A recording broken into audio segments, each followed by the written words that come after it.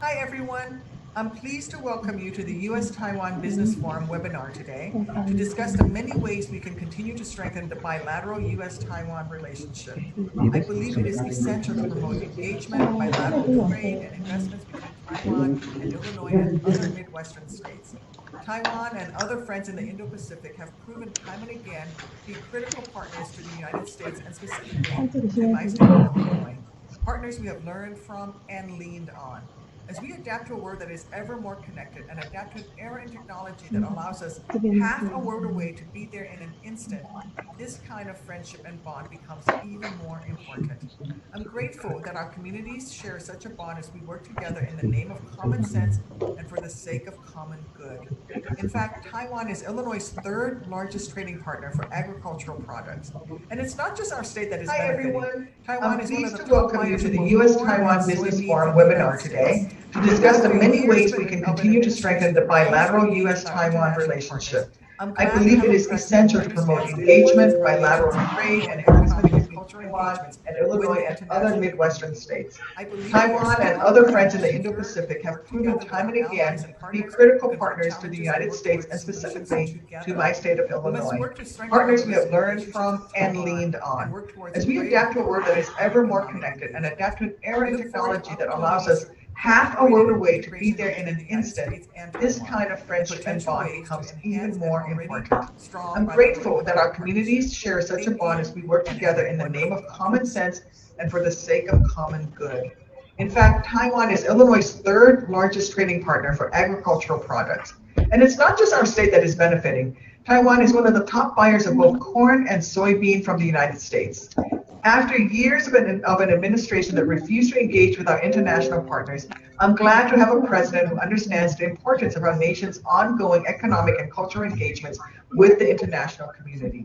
I believe we are stronger and more secure when we work together with our allies and partners to confront challenges and work towards solutions Hi, I'm together. Congressman We Steve must work to Shabbat, strengthen our founder holistic and relationships co-chair with of the Taiwan Congressional and work Taiwan towards Caucus greater and the diplomatic lead and Republican economic on the House engagement. Foreign Affairs I look Committee's forward to Asian opportunities Pacific for Subcommittee. cooperating and I want to integration between thank the United Director States General and Johnson Taiwan Chang and for potential inviting ways me to to speak at enhance this our already important event. strong bilateral The economic partnership. U.S.-Taiwan trade Thank you and relationship have a continues wonderful to be conference. strong.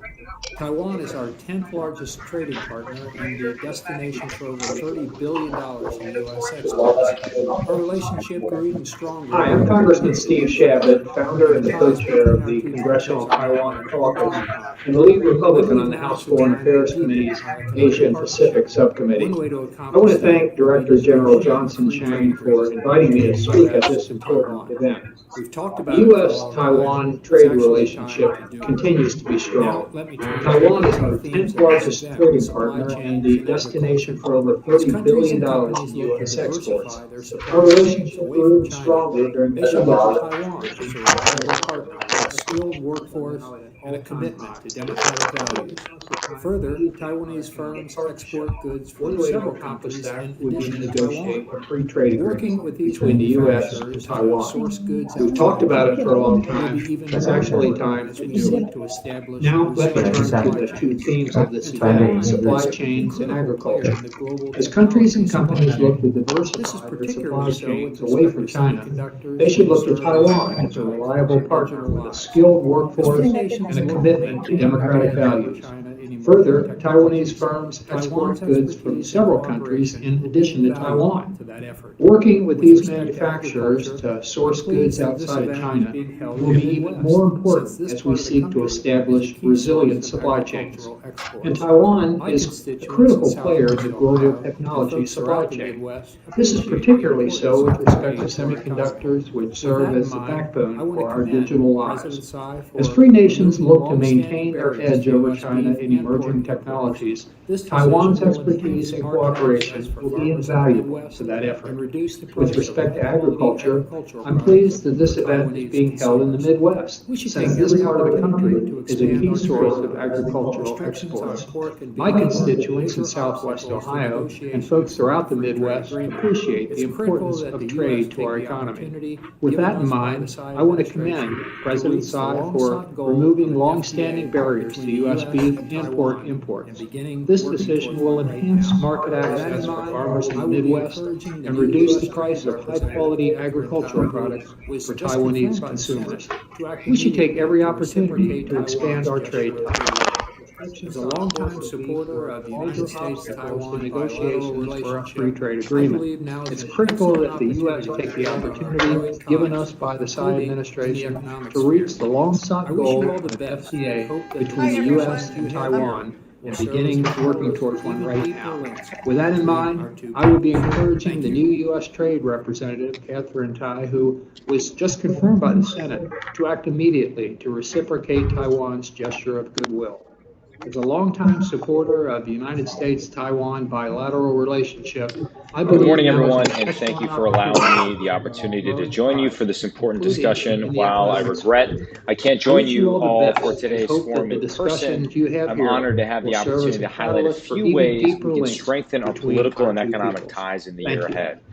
The forthcoming TSMC facility in Arizona is a great example of how Taiwan and the United States can work together to better secure our critical supply chains, and thank you for allowing me the opportunity to join you for this important discussion. While I regret I can't join you all across supply chains critical to our mutual honored to have the opportunity to highlight the single most important step we can take right now, however, in the year is to pursue a U.S.-Taiwan free trade agreement to take our economic relationship to the next level. And the U.S.-Taiwan FTA would not only expand prosperity for both our nations, but also when it comes to semiconductors, unmistakable signal to building on to the world that the United States collective resilience stands by its across supply chains. I hope that soon we can have these meetings in person in America. The single that I can finally visit Taiwan and right now, however, is to pursue a U.S.-Taiwan free trade agreement, inviting me to speak. Take our economic excited for the tremendous promise U.S.-Taiwan ever expanding U.S.-Taiwan links for both our nations, but also send a clear and unmistakable signal to the world that the United States stands by its friends in Taiwan. Good morning. I hope that soon we can have these meetings in person in America, and I can finally visit Taiwan and enjoy all that it has to offer. In the meantime, thank you sincerely for inviting me to speak. I'm excited for the tremendous promise of ever expanding U.S.-Taiwan links. Thank you all. Last month, I had a virtual meeting with Director General Johnson. Not too long after. Good morning, and welcome to the Taiwan-US and we shared a great conversation in the Midwest webinar to his new post. I apologize I won't be able to join you all for the next couple of hours, but on behalf of Indiana, it is my pleasure to share a few words as you get started, including agricultural opportunities. Last month, I had a virtual meeting with Director General Johnson, not too long after to share a long-standing, cherished relationship. And we shared a great conversation as I welcomed him to his new post. Was the first state both of us are looking forward to Indiana's and the Taipei Economic and Cultural and that's something we're very continuing to strengthen and grow our economic relationship, including agricultural trade opportunities. Continues to be an important one for Indiana. Indiana and Taiwan are fortunate to share a long-standing, cherished relationship. In fact, if I'm not mistaken, Indiana was the first state to establish a sister state relationship with Taipei. And that's something we're very proud of. And that is a number that continues and it was done by design. The Indiana Corn Marketing Today, our two-way trade relationship continues to be an important one for Indiana and the U.S. $2 billion Indiana is home to more than 1,000 foreign-owned business operations, including Indiana is very interested in exploring additional opportunities for economic and agricultural collaboration in the future as well. And that is a number that continues to grow. Last year, Indiana exported the Indiana Corn Marketing Council and the Indiana Soybean Alliance signed a 2-year agreement to sell more than $2 billion worth of corn and soybean to Taiwan. Relationship cannot be And Indiana is very interested in exploring additional opportunities for economic and agricultural collaboration in the future as well. Indiana's farming family. Last year, Indiana exported $207 million worth of goods to Taiwan, while importing more than $1 billion in goods from Taiwan. So as you can see, the importance of our relationship cannot be overstated. The peak of the pandemic. Not only is it critical to the overall health and prosperity of our economy, you sent us last year it's vital to the needed livelihood of gifts Indiana's to help farming protect families. Hoosier frontline workers. This partnership these extends acts of beyond the kindness world as of partners agriculture. from all over the world. Hoosier step up to frontline help workers one and another. I across the state So thank you, are so Director appreciative of General your Johnson, generosity that you for showed us TECO's during the peak of the partnership. pandemic. It is one of The Indiana's surgical best, masks and the we do N95 not masks that you take it sent for us last granted. year were such needed gifts. I would like to help close protect things by saying the Indiana-Taiwan relationship It is so built on encouraging to mutual see respect, these acts of shared kindness values, as partners economic from all success, over the world and perhaps step up most to of help all, one friendship. another. So Thank you you, for your Director investment in General Indiana, Johnson, the Midwest, for TECO's the United partnership. States, and in the lives It is one of farmers nationwide. Indiana's best, and we do And I'm not optimistic about take what's it for in store granted. for our two economies, and I look I would like to forward close things by building a saying brighter the future Indiana-Taiwan together. relationship is built on mutual respect, shared values, economic success, and perhaps most of all, friendship. Thank you for your investment in Indiana, the Midwest, the United States, and in the lives of farmers nationwide. And I'm optimistic about what's in store for our two economies, and I look forward to building a brighter future together. Hello, this is Iowa Lieutenant Governor Adam Gregg. It's an honor to serve in this role, and it's an honor to speak before you today. Governor Kim Reynolds this is Iowa sends her Lieutenant regards. Governor Adam Gregg. Thank you to the Taipei Economic and Cultural Office in Chicago for organizing this event and for inviting me to address the audience. I've had the pleasure of enjoying a friendship with the Taipei delegation for a number of years. In late 2018, I had the honor of hosting a meeting, including a signing ceremony for a U.S. soybean purchase with the Taiwan Agricultural Trade Goodwill Mission. Obviously, the world has changed a great deal since then, and I don't think I need to convince anyone of that fact. But one thing that has remained constant is Iowa's commitment to cultivating a positive and mutually beneficial relationship with Taiwan. But one thing that We've supported frequent exchanges of officials and trade and investment delegations. Iowa has maintained representation in Taiwan for several years. And we have certainly benefited from bilateral trade and investment exchanges between us. Taiwan is a small island, but mighty in its economic capacity. It has a high per capita income and high purchasing rate. Taiwan is located within a dynamic region of the world. In Taiwan's rule of law and adherence to sound trade principles are just two examples of our common ground and common values. These positive attributes have allowed both sides to enjoy a fruitful relationship. Taiwan is the 11th largest purchaser of Iowa products, and the U.S. is one of the top consumers of Taiwan-made goods. Taiwan's Formosa Group has major investments in Iowa manufacturing, and we applaud their success. Of course, none of this success would be possible without both sides identifying and encouraging areas of complementary cooperation. Just look at our connections in the area of agriculture, for example. We look forward to the discussion all of you will have during tomorrow's session. And we appreciate Taiwan's purchases of Iowa's varied manufactured goods. In closing, I'd like to thank the organizers of this forum once again for bringing us together to celebrate the close relationship we have with Taiwan. I welcome the day when we can be together again in person to exchange ideas and explore new ways to strengthen this long-standing friendship. I welcome the day when we can be together again in person to exchange ideas and explore new ways to strengthen this long-standing friendship. Thank you.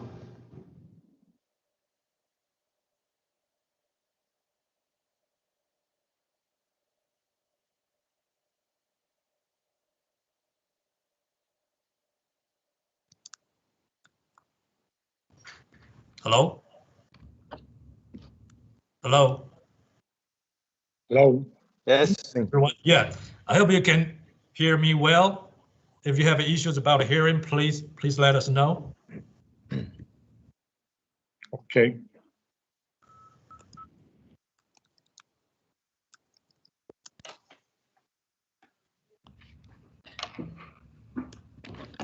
Okay. Now, we have about a few seconds to proceed our program.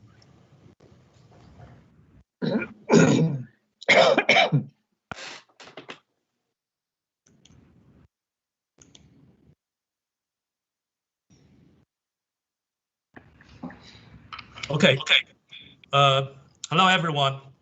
My name is Johnson Chang, Director General of Taipei Economic and Cultural Office in Chicago. Welcome to join us for this webinar, Taiwan-US Business Forum in the Midwest. As we can see here in Chicago, Midwest is a strong base of US agriculture products and heartland of American manufacturing industry. The Midwest is also the leader of future technology. For example, 3 of the 8 new federal quantum centers and institutes are located in the state of Illinois. All these factors have laid out a solid foundation for Taiwan-US business partnership and promotion of prosperity and values we all believe in. Our 2-day webinar will explore those opportunities. Today, we are extremely grateful for a great lineup of many distinguished speakers from business, governments, and academic research institutions. Across Chicago, the Midwest region, Washington, D.C., California, and Taipei, to share their perspectives on Taiwan-US business cooperation opportunities in global high-tech supply chains. We deeply appreciate your participation, and many registered viewers watch live now on YouTube. Before we move on for opening remarks, please let me especially appreciate U.S. Senator Tammy Duckworth from Illinois, Congressman Steve Chabot from Ohio, Congressman Mike Gallagher from Wisconsin, Indiana Lieutenant Governor Susanna Crouch, and Iowa Lieutenant Governor Adam Gregg for kindly offering their video remarks in support of this webinar and a stronger Taiwan-US economic partnership.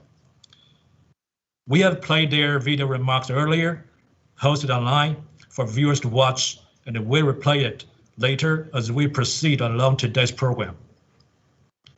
And now, please let me shift the gear to first invite Taiwan's top envoy to the United States, Ambassador Bi-Kim Hsiao, for opening remarks. She is Taiwan's first female representative to America, which is phenomenal in our history. We have the honor of having her to speak to us from Washington, D.C. Welcome, Ambassador Hsiao. Well, greetings, and thank you, Director General Jiang, Chairman Xu, Congressman Foster, Congressman Style, distinguished panelists, ladies and gentlemen, good morning. Thank you so much for inviting me to join the Taiwan-US Business Forum in the Midwest. Having studied in the Midwest and spent my wonderful college years in the Midwest, I have a personal affinity for this region. And I am so delighted to see that business leaders with a significant presence in this region, prominent experts and opinion leaders, can join us all today to discuss the important topics, including global high-tech supply chains and the agricultural food industry. As the U.S.'s 9th largest trading partner in the world and the 8th largest global market for American agricultural products, Taiwan has many benefits to offer for American and Taiwanese businesses to grow more prosperous together. Especially as both of our businesses are encountering opportunities as well as challenges resulting from the pandemic, we need to work together to enhance our cooperation during the restructuring of global supply chains. Today's webinar is the beginning of our efforts to bring both of our businesses closer and make them stronger. Taiwan's ready to actively respond to President Biden's call for closer cooperation with like-minded partners on global supply chains. A few weeks ago, I joined my colleagues in a video conference with U.S. administration to discuss our cooperation in global supply chains for semiconductors. That event continues the discussion on supply chain security and resilience from the Economic Prosperity Partnership Dialogue held last November, aimed to coordinate our efforts to promote business engagement in areas such as technology, 5G, public health, infrastructure, investment screening, and women's economic empowerment. We may look into cooperation opportunities for electric vehicles in our next round of our business dialogue following the EPPD initiative. When it comes to the information and communications technology scene, Taiwan offers integrated supply chains and significant manufacturing capabilities for hardware. Taiwan's ICT products accounted for 17% of global market share in 2019, second to the United States at 44%. 13 of the top 100 global technology leaders are Taiwanese companies, which is the second highest ranking after the United States. In some sectors, such as foundry, IC design, packaging, and testing, Taiwan companies actually enjoy 50% of global share. This means huge business activity for both of us. The production value of Taiwan's semiconductor industry registered $115 billion last year, growing a considerable 20% annually. And we're expecting Taiwan GDP growth beyond 4% in the coming year. At the same time, over the past 2 years, we have seen business diversify their supply chains to more reliable and sustainable partners. During this process of business relocation, many Taiwanese businesses have come back home. Since 2019, over 700 Taiwanese companies have returned to Taiwan, generating about $41 billion of investment for Taiwan.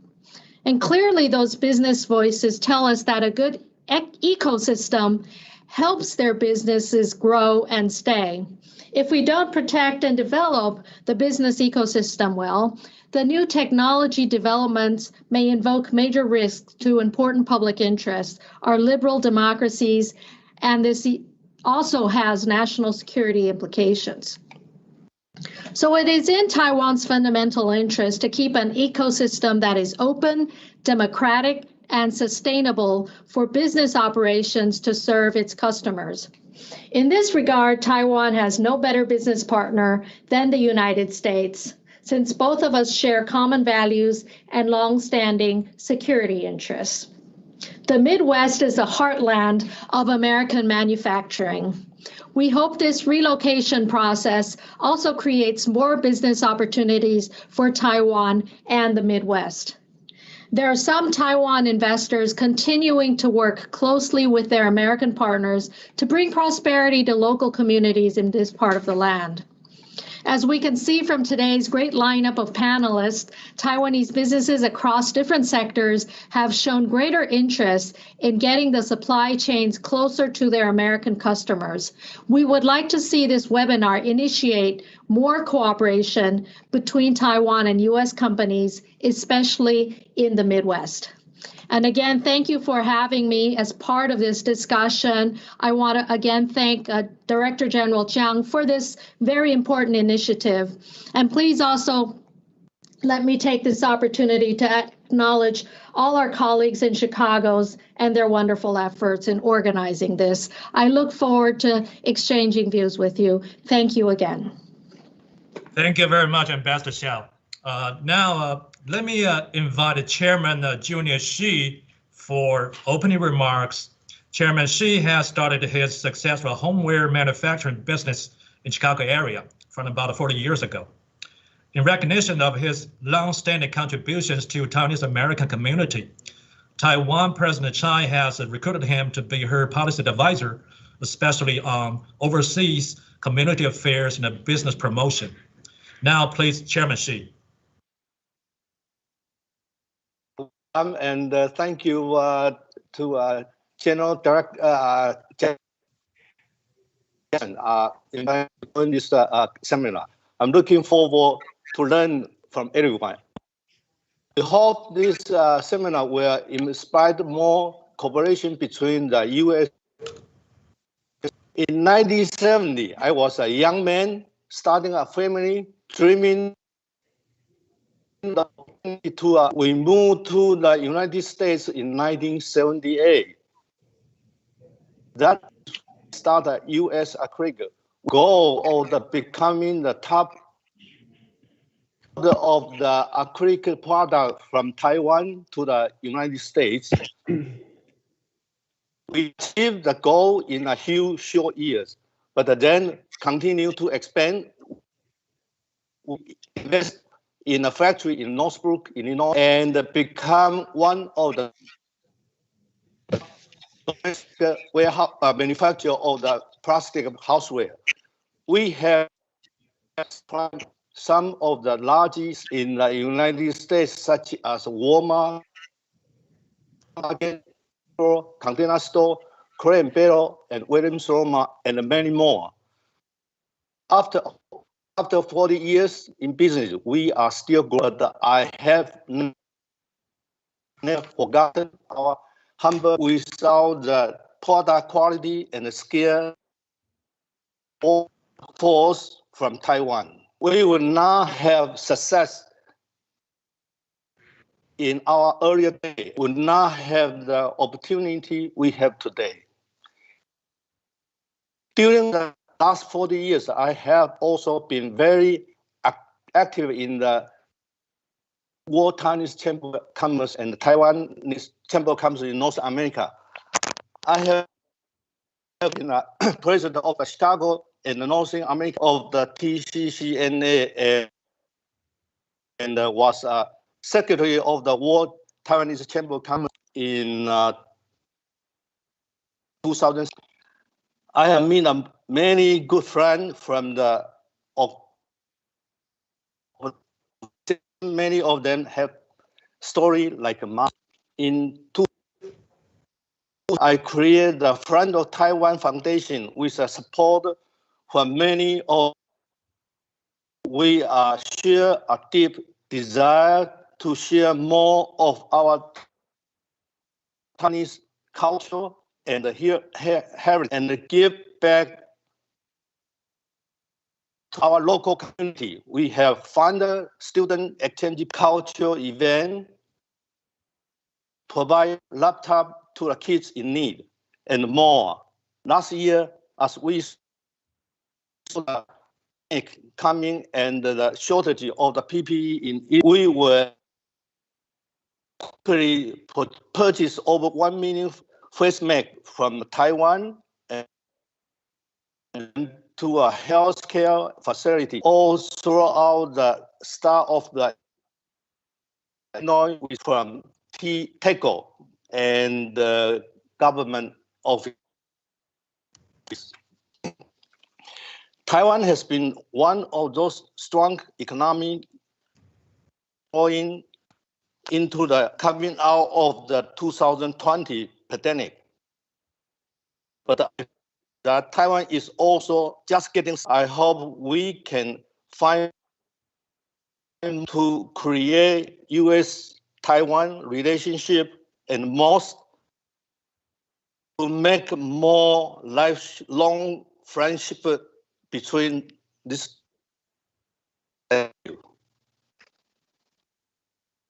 Okay, thank you, Chairman Xi. I see Congressman Brian Stale online already. We are honored of having Congressman Brian Stale from Wisconsin to say a few words about the Taiwan-U.S. business cooperation and global high-tech supply chains. Taiwan's leading manufacturing company, Foxconn, has significant business presence in the state of Wisconsin. Welcome, Congressman. Thank you very much, and thank you for having me on. It's great to see so many people interested in both the relationship between Taiwan and the Midwest. As many of you on this call know, both Taiwan and the Midwest are known for our strength in manufacturing. It's particularly exciting to see my friends from Foxconn on this call. who are leading that charge here in the state of Wisconsin and strengthening our relationship between Taiwan in the United States. One of my roles in Congress is to continue to strengthen our relationships with our allies across the globe, and in particular, Taiwan. It's a country that I think we have a lot of similarities with, in particular in the Midwest, not only as it relates to manufacturing, but as well as core democratic principles. And so I'm excited to participate in today's call and continue to build the strong relationship between Taiwan and the United States. As some of you on this call know, I used to spend a lot of time in East Asia, working in the manufacturing sector at that time for a company called Regal Beloit Corporation with operations across the globe. And so very familiar with the time zones that we're balanced between on this call, but more than anything, just appreciate you having me on and look forward to continuing working to strengthen our relationship between the Midwest and Taiwan. And again, good to see so many of my good friends, in particular, Dr. Jay Lee from Foxconn on this call. Thank you. Thank you, Congressman. I was told that Congressman Bill Foster would join us later, so now I have the honor to invite Dr. Juan de Pablo, Vice President of University of Chicago, to say a few words. Dr. de Pablo is well respected for his great expertise in science, strategy, innovation, especially in the area of semiconductors. Dr. de Pablo's views can help us know more about the great talents the university offers in support of business cooperation. Please, Doctor. Thank you very much. I am very grateful for the invitation to participate in this exciting event to encourage business opportunities in the high-tech sectors of research and innovation between the Chicago region, the Midwest, and Taiwan. Thank you, Director General. In my role as Vice President of the University of Chicago, we aim to connect the science, engineering, and innovation strengths of the university with national and global partners. Our ecosystem includes several of the world's great universities here in the Midwest, as well as 2 Department of Energy laboratories, Argonne and Fermilab, which the University of Chicago manages and operates, and whose history of scientific enterprise has led to some of the world's important advances. Forefront scientific and engineering research and innovation involve a deep interaction of multiple disciplines to address the grand challenges facing humankind. University of Chicago and our partner national laboratories have an approach to science, technology, and innovation that requires partnerships on a global scale. And we do this through active collaborations with academic institutions across the world, international companies, and through our 4 global centers. We also do that by hosting students and researchers from all over the world, and several hundred of them from Taiwan alone. There are several areas of innovation that I want to highlight for this event. In the field of semiconductors, pioneering research is taking place at our labs and universities, both in terms of developing the next generation of semiconductor materials, and also in terms of manufacturing and characterizing such materials at scale. In the domain of artificial intelligence, key advances emanating from our universities and national laboratories are changing scientific discovery and technology. They are delivering disruptive advances and new modes of thinking that create impact. Argonne will soon host the fastest computer in the world, and we are working closely with several dozen companies in multiple sectors, informing how they apply AI to research and development in materials, semiconductors, medical devices, diagnostics, and of course, precision agriculture. Related to that, we're also pioneering advanced platform technologies to advance applied science. We're developing, for example, autonomous laboratories that utilize robotics and AI, and that will completely change the speed and efficacy of how science is pursued from basic discovery to advanced manufacturing, including translation. And of course, as was mentioned earlier, quantum information sciences. A very exciting new frontier for technology has emerged in quantum information sciences and engineering. The Chicago area is the hub for quantum activity in the US. Chicago has the largest concentration of quantum scientists in the US, and the Chicago Quantum Exchange provides a way to partner with the region's universities, companies, and national labs. This is the next frontier for computing and communications, and Chicago is the place to be, part of the extraordinary activity occurring in this area. Let me conclude by saying that the University of Chicago, the national labs, and our partners in the region are all looking forward to working with you to build productive partnerships to advance science and innovation. This event is a great opportunity to think about how we can build businesses and business opportunities that leverage the scientific strengths, research infrastructure, the talent, and the innovation that abound in the Chicago region and Taiwan. Thank you again for the opportunity to be with you here today. Thank you, John. Thank you. Now, let me have another Wisconsin speaker for opening remarks. Secretary and CEO, Missy Hughes of Wisconsin Economic Development Corporation, representing the state of Wisconsin to talk about the Taiwan-US business cooperation. Welcome, Secretary Hughes. Thank you, and thank you so much for having us here today. And I'm so glad to echo the comments of Congressman Steele about Wisconsin and our relationships with Taiwan. I want to specifically thank the partnership we have with Taiwan through the TICO office in Chicago. We just met a few weeks ago to discuss opportunities, and there are so many exciting ways that we can work together in Wisconsin and throughout the Midwest. So I just want to quickly, if I may, tell you, for those of you who don't know, a little bit about Wisconsin. And really this echoes what Congressman Steele was saying, which is, we have a central location in North America, which enables transportation within 24 hours throughout the entire country and into Mexico and Canada. So having this central location with good transportation creates an easy landing pad for businesses. We have a workforce that is excited to work hard and has highly skilled education that we've provided them. We have wonderful communities for businesses and really close ties between our businesses and our education. We have apprentice programs, technical college, and world-class research institutions. And again, echoing Congressman Steele, seeing my colleague, Dr. Lee here from Foxconn, I know he has worked very closely with our technical colleges and our universities as Foxconn has landed here in Wisconsin. We have advanced manufacturing, aerospace, water technology, food and beverage production, biohealth and life sciences, and energy and power and controls as our key industries. And really that tells the story of Wisconsin's manufacturing base. We can make things here in Wisconsin and help you make things. We're ready to be the home for Taiwanese companies.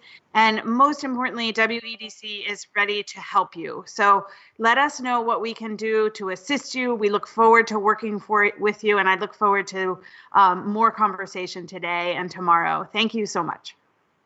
Thank you, Secretary. Now, please welcome Mark Dantzler, President and the CEO of Illinois Manufacturing Association, representing 4,000 members of the manufacturing industry in the state of Illinois, to provide a business voice, especially from the manufacturing base of stronger Taiwan-US business cooperation and supply chains. Please, President Dantzler. Well, good morning. Thank you so much. It's a pleasure to see all of you this morning at the Taiwan-US Midwest Business Forum. I'd like to first thank Director General Jonathan Chong and his team at TICO for the wonderful partnership, especially over the last year. Governor Pritzker asked me last year to chair his equipment task force during the pandemic, and our Taiwanese friends generously donated 10,000 N95 masks and 600,000 additional masks for our healthcare facilities. Thank you for this very generous act of kindness. I also greatly enjoyed the potted orchid set by the former Director General Wong in September to celebrate Double 10 National Day and your 109th birthday. Illinois' manufacturing sector proudly employs about 550,000 men and women. Today, in today's manufacturing sector is diverse, sustainable, and increasingly high-tech. Manufacturers have created an innovation engine in Illinois that is literally reshaping the world around us. New technologies and processes have brought us energy independence, new life-saving medicines, and more efficient automobiles, just to name a few. Every day, manufacturers across the nation are transforming their operations to achieve greater efficiency, productivity, and competitiveness while working to create a better tomorrow. Manufacturers in Illinois and across the nation and across the world are leading the charge in the digital economy of the 21st century. Machine learning and artificial intelligence, additive manufacturing, the Internet of Things, robotics, 5G, cloud computing, augmented reality, and more. Manufacturers are literally moving at the speed of light, and our sector in Illinois contributes to the single largest share of the state's economy. Illinois has a long and proud partnership and collaboration with Taiwan. Just 2 years ago in 2019, Governor Pritzker announced a $2.2 billion commitment to buy Illinois corn and soybeans. I note this because I note the agricultural issue because Illinois' leading manufacturing sector is food and beverage, both in terms of the number of jobs and economic output. So our farmers and our manufacturers have a very special relationship. Illinois is the largest exporting state in the Midwest and the 5th largest nationally. Our exports to Taiwan totaled $823 million in 2019. Taiwan is our 15th largest export market, and Illinois ranks 5th among states in exports to Taiwan. When you talk about imports, our imports from Taiwan totaled $2.5 billion in 2019, an 82% increase since 2009. Taiwan is our 12th largest import market and only ranks 3rd among all 50 states in imports from Taiwan. We have a wonderful opportunity to really build on this relationship in Illinois and the Midwest as we move forward and emerge from this global pandemic. I'd invite our Taiwanese partners to look at Illinois and the Midwest because of the advantages that we have in our states. And Illinois companies can explore these partnerships and relationships with manufacturing and technology in Taiwan. Just a few of the things that we have going in Illinois. Chicago is a world-class city. We have a global airport making it very easy to travel between the two countries. We have a robust transportation system with roads, air, waterways, and rail. Illinois is the only state in the nation that's home to all 7 Class 1 railroads. We have a skilled workforce with great colleges and universities, 2 national laboratories, as you heard a few minutes ago. The University of Illinois graduates more undergraduate engineers than any other school in the nation, and the 3rd most Asian students. We have access to water, low cost and abundant energy, and if the global pandemic has taught us anything, it's the need for a strong American and Illinois manufacturing sector and strong partnerships across the world. So there are many opportunities for our state's manufacturers that are looking to relocate supply chains, build new supply chains, bring manufacturing back to the United States, or find partners abroad. So again, many wonderful opportunities to work with our friends in Taiwan. And again, it's a great pleasure to be invited this morning and wish you all the best with the rest of the program. Thank you. Great, thank you so much for all your opening remarks. Before we turn to today's panel discussion, which will be moderated by President Rupert Hammond Chambers of U.S.-Taiwan Business Council, let's have U.S. Senator Tammy Duckworth from the host state of Illinois to give her short remarks to welcome all the panelists.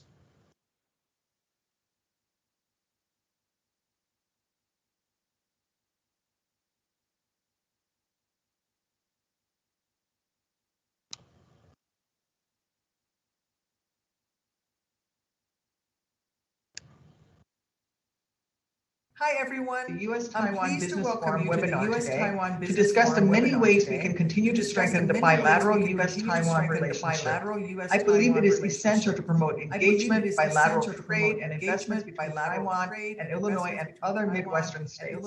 Taiwan and other friends in the Indo-Pacific have proven time and again to be critical partners to the United States and specifically to my state of Illinois. Partners we have learned from and leaned on. As we adapt to a world that is ever more connected and adapt to an era in technology that allows us half a world away to be there in an instant, this kind of friendship and bond becomes even more important. I'm grateful that our communities share such a bond as we work together in the name of common sense and for the sake of common good. In fact, Taiwan is Illinois' 3rd largest trading partner for agricultural products. And it's not just our state that is benefiting. Taiwan is one of the top buyers of both corn and soybean from the United States. After years of an administration that refused to engage with our international partners, I'm glad to have a president who understands the importance of our nation's ongoing economic and cultural engagements with the international community. I believe we are stronger and more secure when we work together with our allies and partners to confront challenges and work towards solutions together. We must work to strengthen our holistic relationships with Taiwan and work towards greater diplomatic and economic engagement. I look forward to opportunities for cooperating and integration between the United States and Taiwan, and potential ways to enhance an already strong bilateral economic partnership. Thank you, and have a wonderful conference. Thank you. Now, let me shift the gear and turn to Rupert to have the floor for the panel discussion. By the way, if you see me raise this Taiwan Bear sign, which means that we need to run faster to make sure that all the panelists have a chance to present their views. Thank you. Thank you so much, Rupert. Johnson, thank you so much indeed. It's such a pleasure to join you all today. For all those speakers who gave their opening remarks. Kim, it's always fantastic to see you, Taiwan's ambassador to the United States. And Johnson, a hearty congratulations to you for your new post in Chicago. I have absolutely no doubt that you're going to do a superb job serving your country's interests in the Midwest of our great republic, and all the important commerce that's done by the states in that part of the country. We have an extremely deep bench of speakers today, so just a couple of points of guidance. Please forgive me for not giving extended bio introductions for all our speakers. I think if I do that, it will take up most of the time. So I'm going to be quite brief in my introductions. I would note for all our listeners and viewers this morning that this bench of speakers has an ongoing impact on the subject matter today. And when I mention that, I just want to underscore that the people you're going to hear from this morning are actually involved either from a policy analysis standpoint or actually boots on the ground with their commercial affiliations on the subject matter here, the restructuring of global supply chain and its impact on the commercial relationship between the United States and Taiwan. And we're really, really fortunate to have that. Like I said, we've got a deep bench of speakers. I'm not going to go too much deeper into that. I think it's important to get in. Just a quick thing on the U.S.-Taiwan Business Council. We were formed in 1976 in Chicago. And so just a point of note, we have a strong affiliation with a historical affiliation with the city. Before we start with Peter Cleveland, we have Congressman Bill Foster on the line who's going to say a few words, and then we'll get started with Peter Cleveland at Taiwan Semiconductor. Congressman Foster, sir, please, over to you. Thank you. Am I audible and visible here? Yes. Yes, sir, you are. Right. Well, good morning, everyone. For those of you who might not know me, I'm Congressman Bill Foster. I sometimes introduce myself as saying I represent 100% of the strategic reserve of physicists in the United States Congress. I'm a scientist and a businessman and proud to represent the 11th Congressional District of the U.S. House of Representatives. I'd like to start by thanking Johnson Chang, the Director General of the Taipei Economic Cultural Office in Chicago, for inviting me to be with you today. And I'd like to thank and acknowledge both Director Chang and Ambassador Bi-khim Hsu of the Taipei Economic Cultural Representative Office in the United States for their commitment to the strong relationship between Taiwan and the U.S., especially here in the Midwest. Taiwan is so important in so many ways, and one of the most important is as a beacon of democracy. One of the lessons of the last several years is that democracies have to support each other in times of stress. Where I'm proud of the help that we have done helping Taiwan see its way towards a strong and vibrant democracy, and really appreciate the help that Taiwan is providing the United States in showing how well a democracy can do in times of worldwide stress. It is an economic imperative that the U.S. and Taiwanese companies advance coordination, collaboration, business opportunities here in the Midwest and in Illinois. I know in my district, which has the second, third, and fourth largest cities of Illinois in the form of Aurora, Joliet, and Naperville, we also have what I think is the number third or fourth largest employer in Taiwan, Cabot Microelectronics, which makes a very large fraction of all of the abrasive used to polish integrated circuits, integrated circuit wafers. A key thing is perhaps something I'm particularly proud of, since I'm perhaps the only member of Congress who's designed 10 integrated circuits and had them all work the first time. And Illinois imports from Taiwan total about $2.5 billion in 2018, which is an 82% increase since 2009. And Illinois ranks third among the 50 states in imports from Taiwan. Clearly, there's a strong foundation for continued partnership and collaboration. You know, as I mentioned, I'm also a businessman. When I was 19, I started a company with my little brother that makes about 70% of all the theater lighting equipment in the United States, and we export about 1/3 of what our company produces. And so I understand very, very well how important bilateral and multilateral trade is to just stabilizing the world we live in. And in the United States Congress, I'm committed to measures that will strengthen partnerships between the U.S. and Taiwan. On March 2020, I voted for S1678, the Taiwan Allies International Protection and Enhancement Initiative Act of 2019, which would increase the scope of U.S. relations with Taiwan and encourage other nations and international organizations to strengthen their official and unofficial ties with Taiwan. Former President Trump signed this bill into law on March 26, 2020. I also signed on to a letter from the Director General of WHO, the World Health Organization, in May 2020, requesting him to invite Taiwan to participate as an observer in this year's World Health Assembly. Taiwan has a lot to be proud of in the response to the coronavirus, and the world should recognize that. As a member of the Taiwan Caucus, I will continue to find ways to support strong U.S.-Taiwan relationships, especially when it comes to encouraging business opportunities and collaboration here in the Midwest. And I want to thank the TICO Chicago office for donating PPP supplies to our district's health departments early in the pandemic. This generosity and response was greatly appreciated. And I look forward to the upcoming discussion. Congressman Foster, sir, thank you so much for joining us this morning. So we're going to jump right into our panel discussion.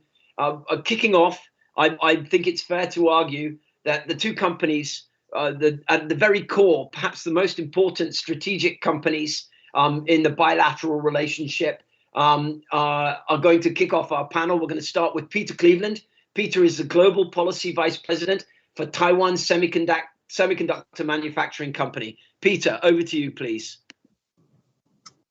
Well, good morning, Rupert, and let me start by echoing your comments about Johnson and Ambassador Xiao. Johnson, congratulations on such a prestigious posting, so important. And Ambassador, it's nice to share a computer platform with you always. You've been a stalwart figure for decades, and it's a great honor to be presenting here on behalf of TSMC. So, can you hear me, Rupert? Can you see me and hear me? Good. Peter, I can see you and hear you loud and clear. You're right. Off. So, I thought I would talk about supply chains and TSMC's business and coming onshore to the United States. I think many people know TSMC. It is a leading edge, pure play, dedicated foundry. We manufacture chips. We actually make the chips. We don't design them. We make them. That's the hardest part. And we have 500 clients around the world, many of them in the United States. And we enable US technology. It might be supercomputers, laptops, desktops, handsets, 5G. We're in everything. It all starts with that compute power. And it's a great opportunity for us to be coming to the United States. We did not land in the Windy City. We're landing in the sunny city of Phoenix, building a new wafer fabrication facility there at a 5 nanometer geometry level for $12 billion. It will be the largest and most advanced semiconductor complex in the world. And that's a great tribute to TSMC and its history and its workers and its leadership, all of whom are modest, they're low key, they're incredibly hardworking, and they execute like clockwork. In the semiconductor business, it's extremely important to stay on your roadmap.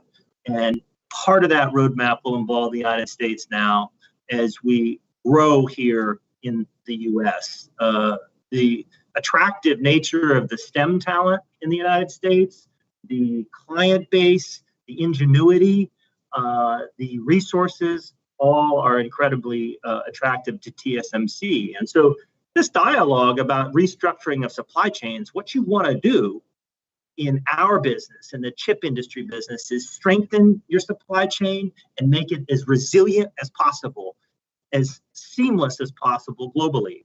We have 2,800, 3,000 suppliers around the world, and we want that interaction at all levels in making chips to be flawless. And part of that is certainly involved in the United States and making sure we're here on the ground.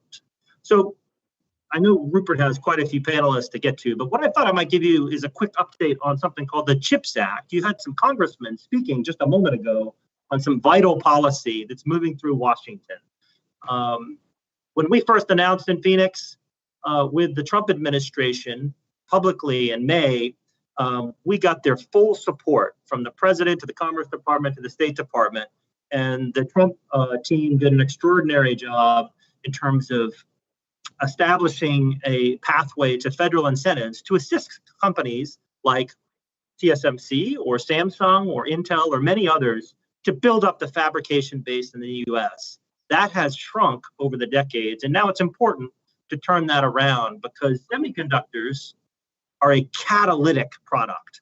The raw compute power of chips is in everything. And so if the United States can establish or reestablish a foundation for chip manufacturing, that will have tremendous benefit to the economy. So we worked very closely with Trump officials, and now we are shifting in terms of implementing the CHIPS Act and federal incentives to the Biden administration. And they have grabbed that football from the Trump administration and are now running with it. It's quite positive, it's bipartisan, and we see a lot of running room ahead in terms of being able to establish a critical part of our supply chain in the US. So we appreciate the support too of congressmen on the Hill who voted. Some of the Congressman Foster and Steele have voted on behalf of structuring a program for incentivizing chip manufacturing in the US. It's bipartisan, it's important, and there's some additional steps to take. But our report from Washington, D.C. is quite positive at this time. So we're thrilled to be coming ashore in the United States. I think for U.S. consumers and our U.S. customer base and for national economic security in this country, the signs point upward. And we're not alone. There are other good companies doing the same type of thing. But I'll be happy to talk about that in more detail. But I'll hand it back to Rupert so he can ask some other folks to comment that are part of the webinar. Thank you, Rupert. Peter, my pleasure. Thank you so much for your comments.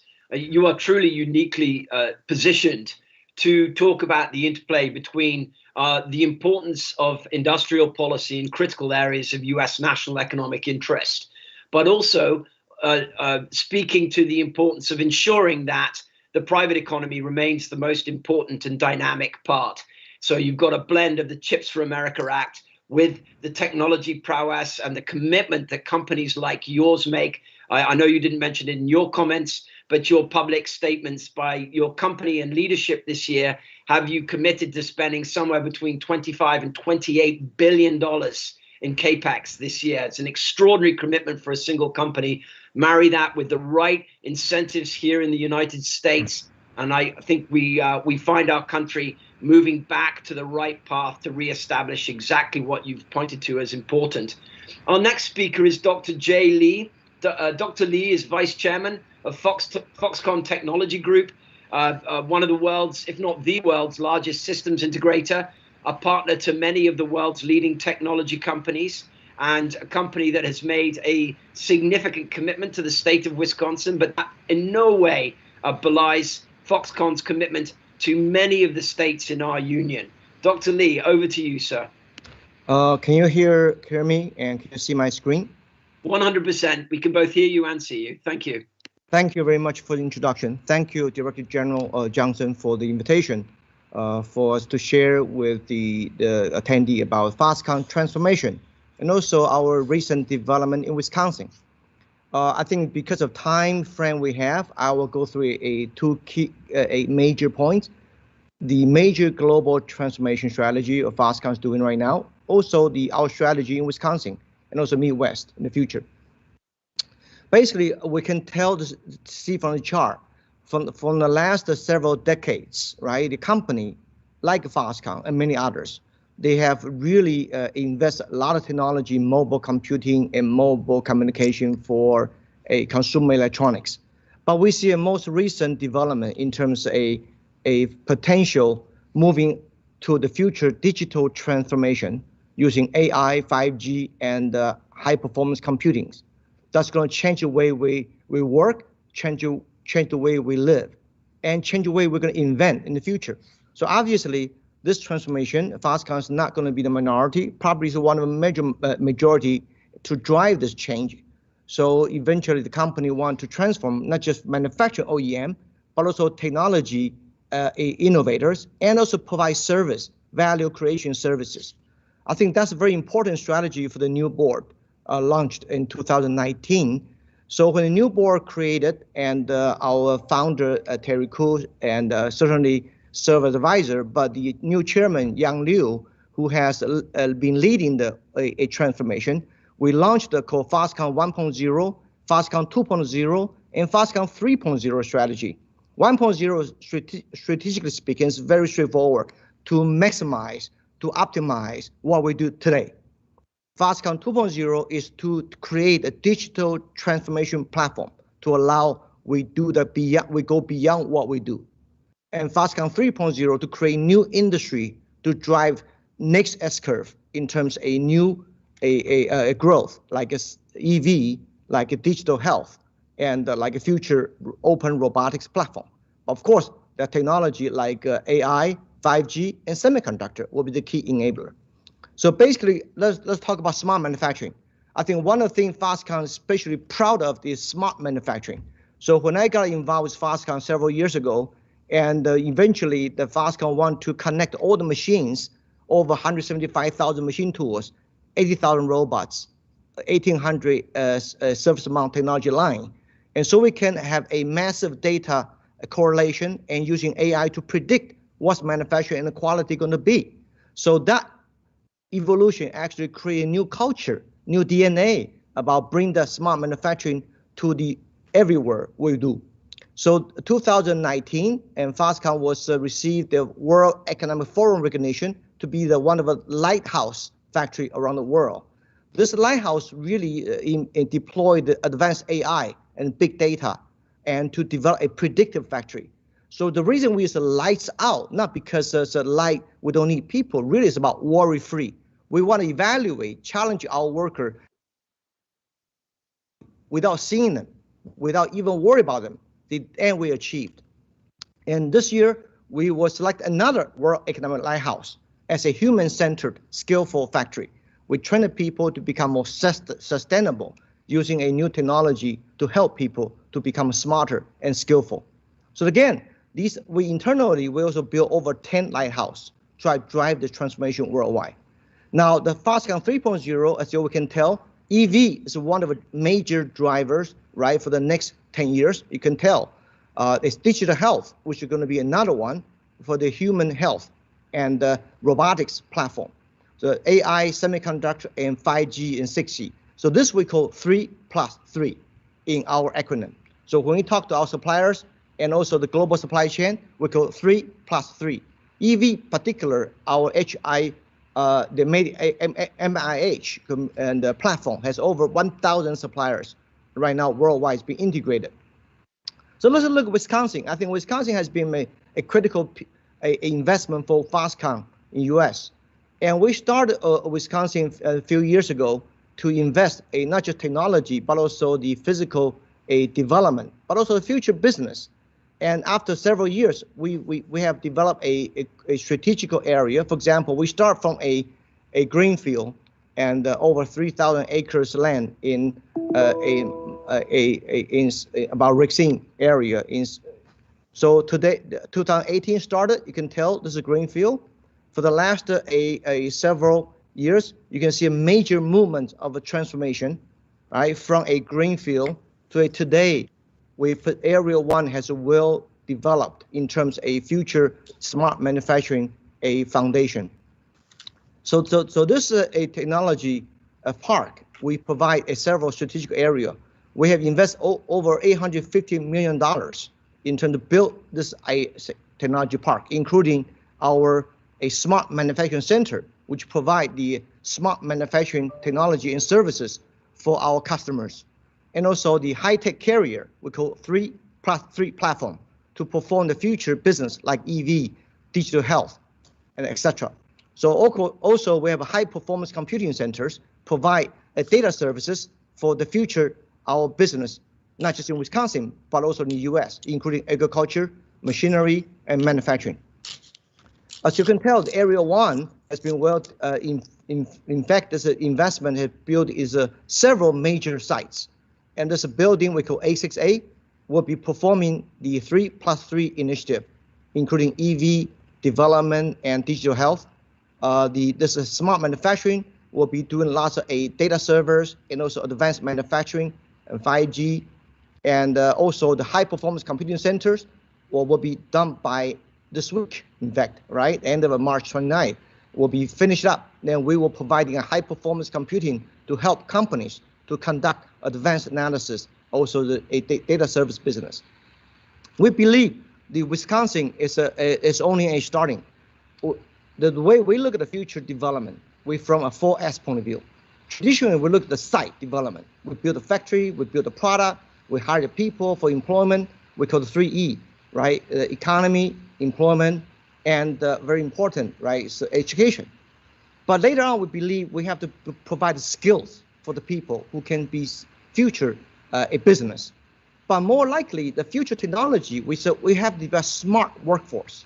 So we provide the AI, 5G, high performance computing, and cloud data center to enable business to harvest the future invisible asset, eventually become a sustainable industry through a new ecosystem. So we call this a 4S strategy to drive the future development. We believe the strategy is going to be not just for Wisconsin, but for Midwest, but also for the US and for the global. So again, during the COVID, one thing changed all of us. Digital transformation moved faster than we have foreseen, right? For example, like Microsoft CEO has said, 2 years digital transformation and change in 2 months. So we believe there's a future at the Foxconn, Wisconsin, going to be one of a made in USA major server hub, which drive the most of suppliers, integration of global resources, and to make a server. This is what be one of the biggest server production site and also innovation site. HPC, they will be providing data highway for the future manufacturing, and also 5G for smart manufacturing services. Of course, we also start making a lot of, not just the mask, ventilator, now we'll start making also COVID-related and digital health products. Of course, the future site will be providing potential EV, etc. So not just because of the site, like I said, people. I took a major effort and visit all the campuses beside our university, great university in Wisconsin. We visited Northwestern, University of Illinois, and University of Michigan, Purdue, to recruit what we call the Foxconn Future Leaders Program, and in 2019. So we've been training them, transfer the skills. So we created called the Foxconn Industrial AI Institute in Wisconsin.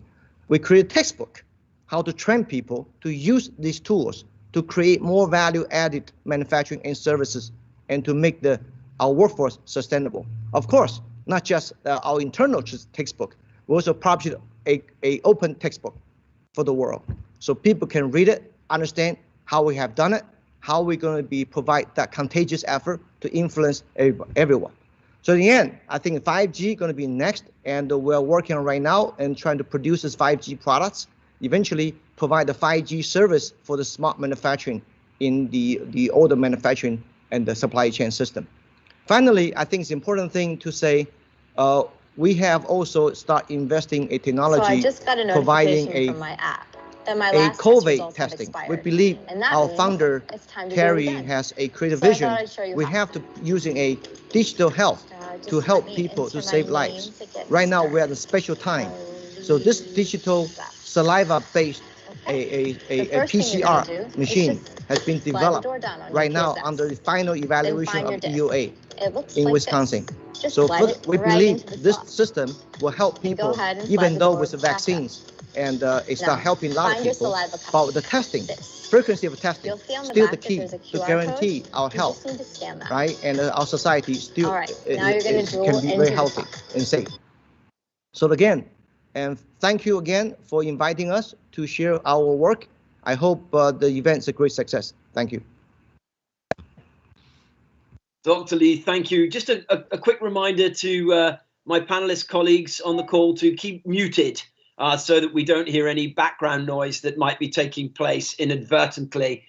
Dr. Lee, thank you so much. I think one of the things I really liked about your comments was the importance of clustering around major commitments that companies like yours or Peter's Taiwan Semiconductor, TSMC make. It's not just the headline investment for a company like Foxconn or a company like TSMC. There are a whole range of companies that come with the ecosystem that you create.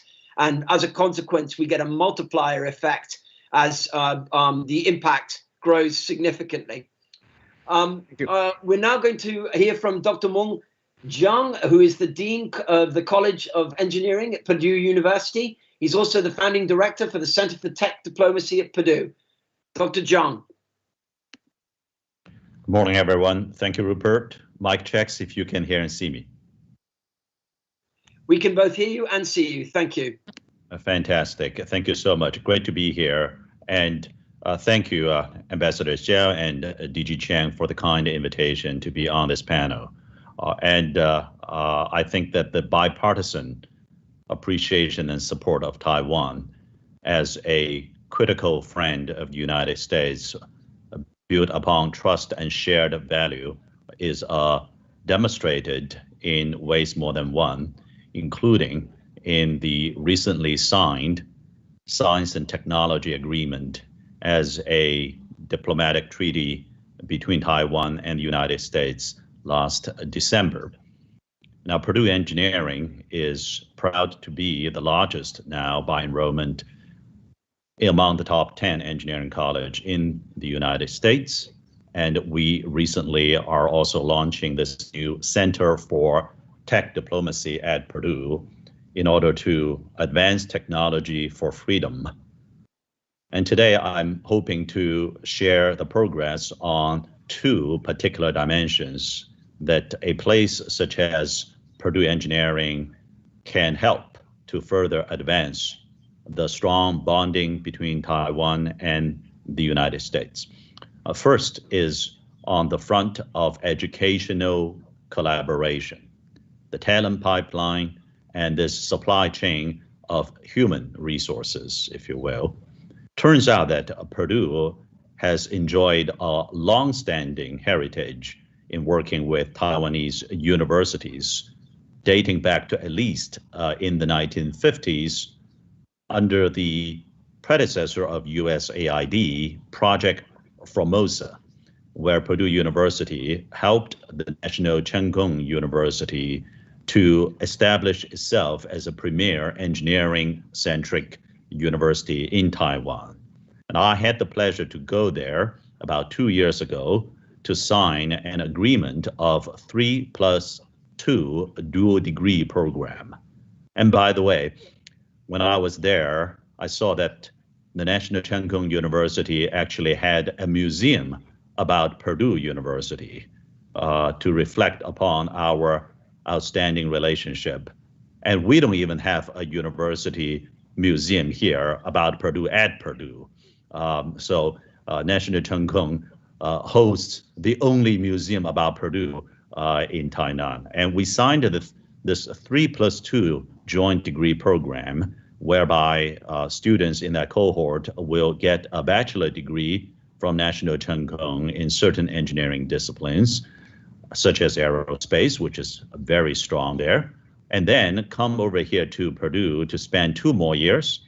So part of her bachelor degree will be from Purdue, and also then obtain a master degree in engineering from Purdue. We're very proud of this program, and we're hoping that we can scale up this effort with other universities in Taiwan. We're happy to share our experience with other neighboring universities here in the Midwest or throughout the country. We're particularly excited about additional opportunities to do language training along with universities in Taiwan. Second is that I want to highlight with our wonderful collaborators in TSMC.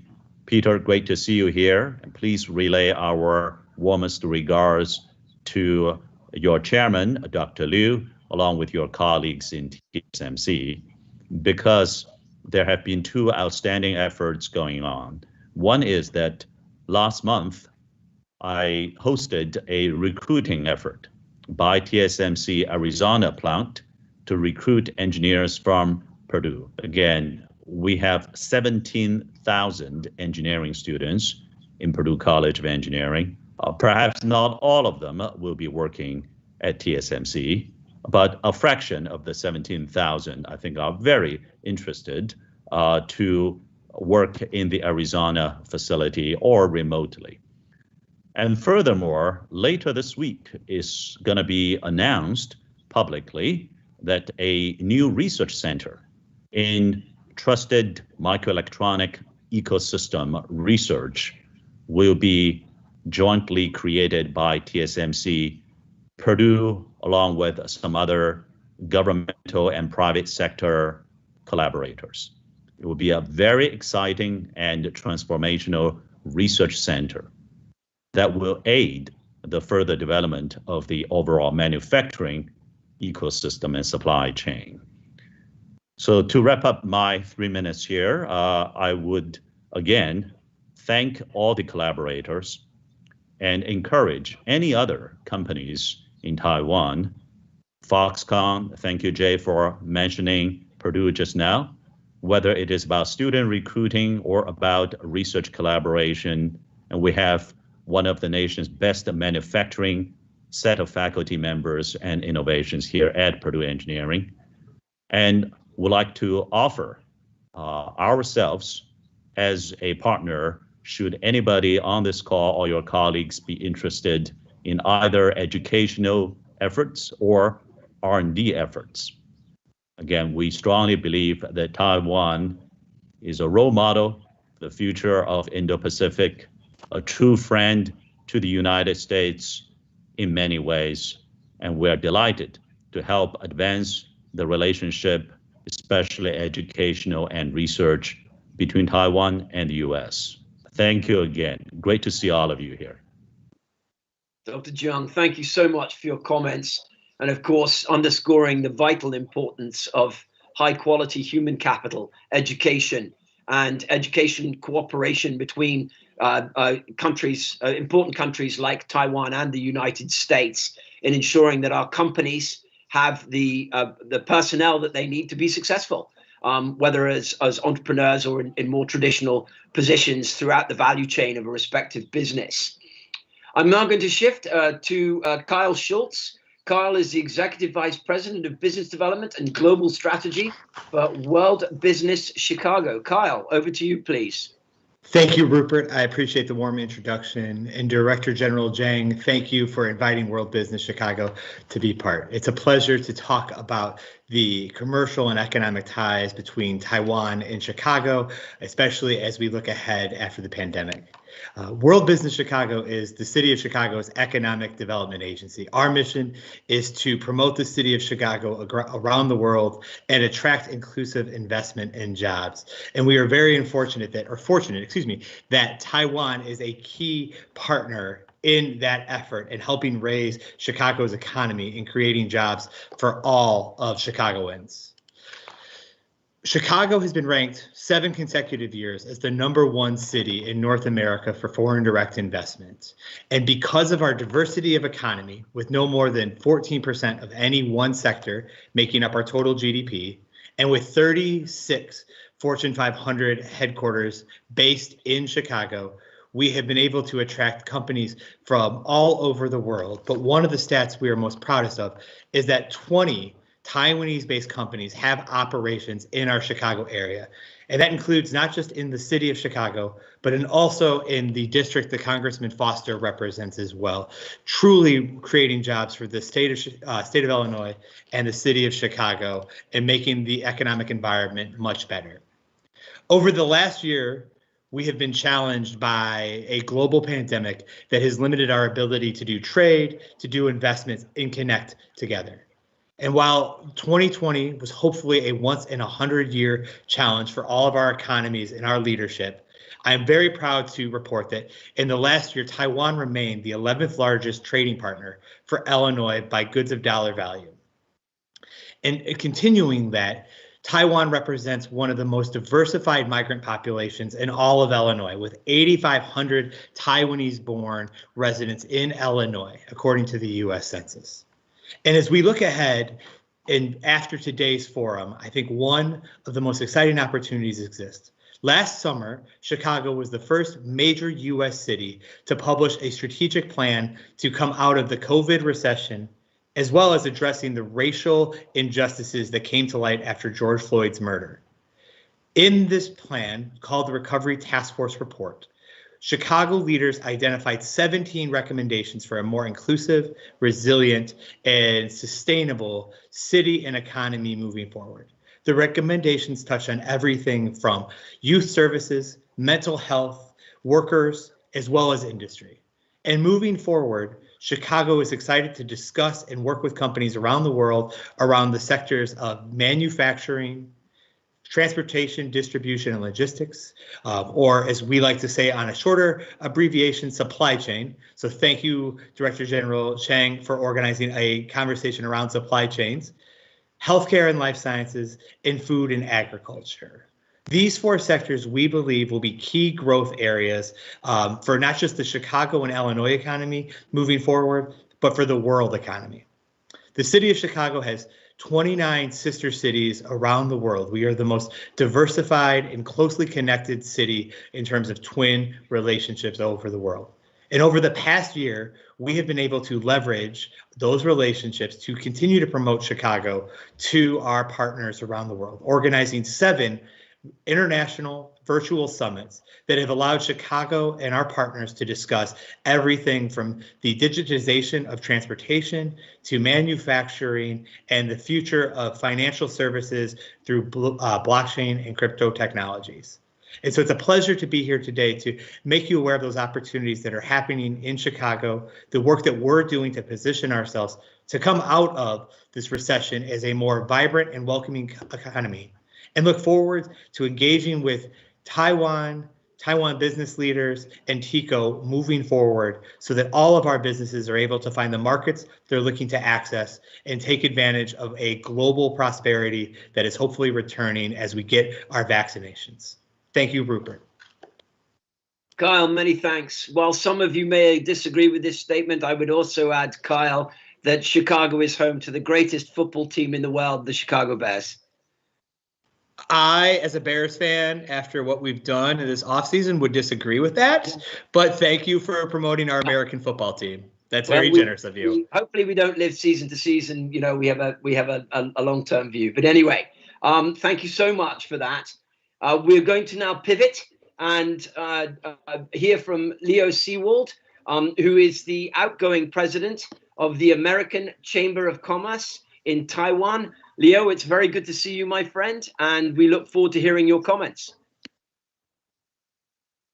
Yes, good morning or good evening, depending where you are. I wanted to thank Johnson for inviting us to the call as well. You look very well settled in your new job.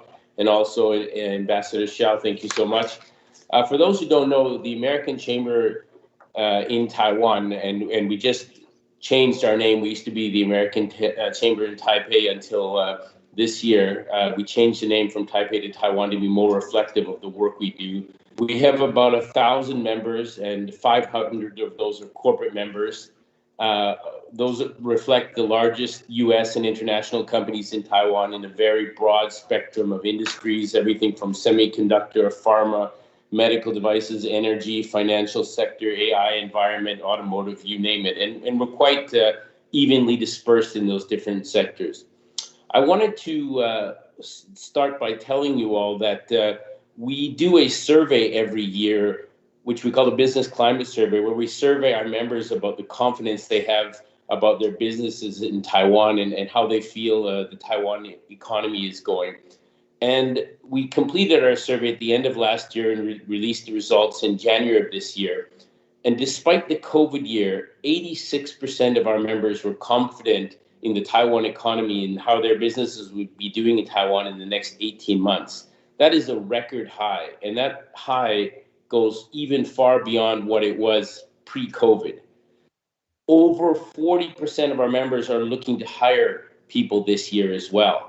So in a year where the world is down, Taiwan is clearly up, and our members here feel very confident about that. And I think that confidence comes not only from the way Taiwan has managed to handle COVID, but also from the shift in supply chain that we've seen over the last number of years. So there's a sense amongst our membership that there is kind of a golden moment for Taiwan right now. That Taiwan is really coming to its own and has tremendous opportunities ahead of it. And we at AmCham are working very hard to kind of drive those initiatives. I also wanted to let everyone know that the Taiwanese government is tremendously friendly towards businesses that operate here. We had a record number of issues resolved in our white paper, and our white paper is something we do every year that raises issues that our members face in terms of doing business in Taiwan, and the Taiwan government really listens. And I think this year, again, we're going to have a very good result. We're just in the process of working with the Taiwanese government to settle those issues going forward. Our goal is really about closer relationships with the United States and connectivity. So some of the things we're working on right now is to help Taiwan to move towards a bilateral free trade agreement. We're working a lot with Rupert on that and encourage as many companies in the U.S. as possible to join the U.S.-Taiwan bilateral trade agreement coalition that Rupert and our organization founded. We're also working to come and bring about a double taxation agreement between Taiwan and the United States to make business more efficient. It's almost unbelievable if you look at all the countries that have this type of agreement with Taiwan that the United States doesn't. From a business perspective, it doesn't really make sense. Some of the other issues that we're working on the soft diplomacy side are the talent circulation initiative that the U.S. Embassy here initiated, or AIT as we call it. We're also helping on the Taiwanese side. The Taiwanese this year initiated a gold card program to get established individuals to move from the United States and other parts of the world to kind of settle in Taiwan and bring their talents to Taiwan. And we're working hard to make sure that process means that these people are going to stay and grow meaningful roots in Taiwan, not cheese and go back to their countries when COVID is over. We really want to have more high-level professionals stay in Taiwan and help Taiwan develop. The final thing I want to mention is that we're also very involved with Taiwan's bilingual nation efforts. For those of you who are not aware, Taiwan has declared that it wants to become bilingual by the year 2030. That is an ambitious goal. However, the international business community, particularly our members, feel that's very good for Taiwan. And we also feel we should be leading that drive to help Taiwan become bilingual. And I think once we establish that, the business relationships between the U.S. And Taiwan will only grow. So we're a bridge for any companies looking to do business in Taiwan. If we can ever be of service, please let us know. And it's my pleasure to participate in this forum. Thank you so much. Thank you, Rupert.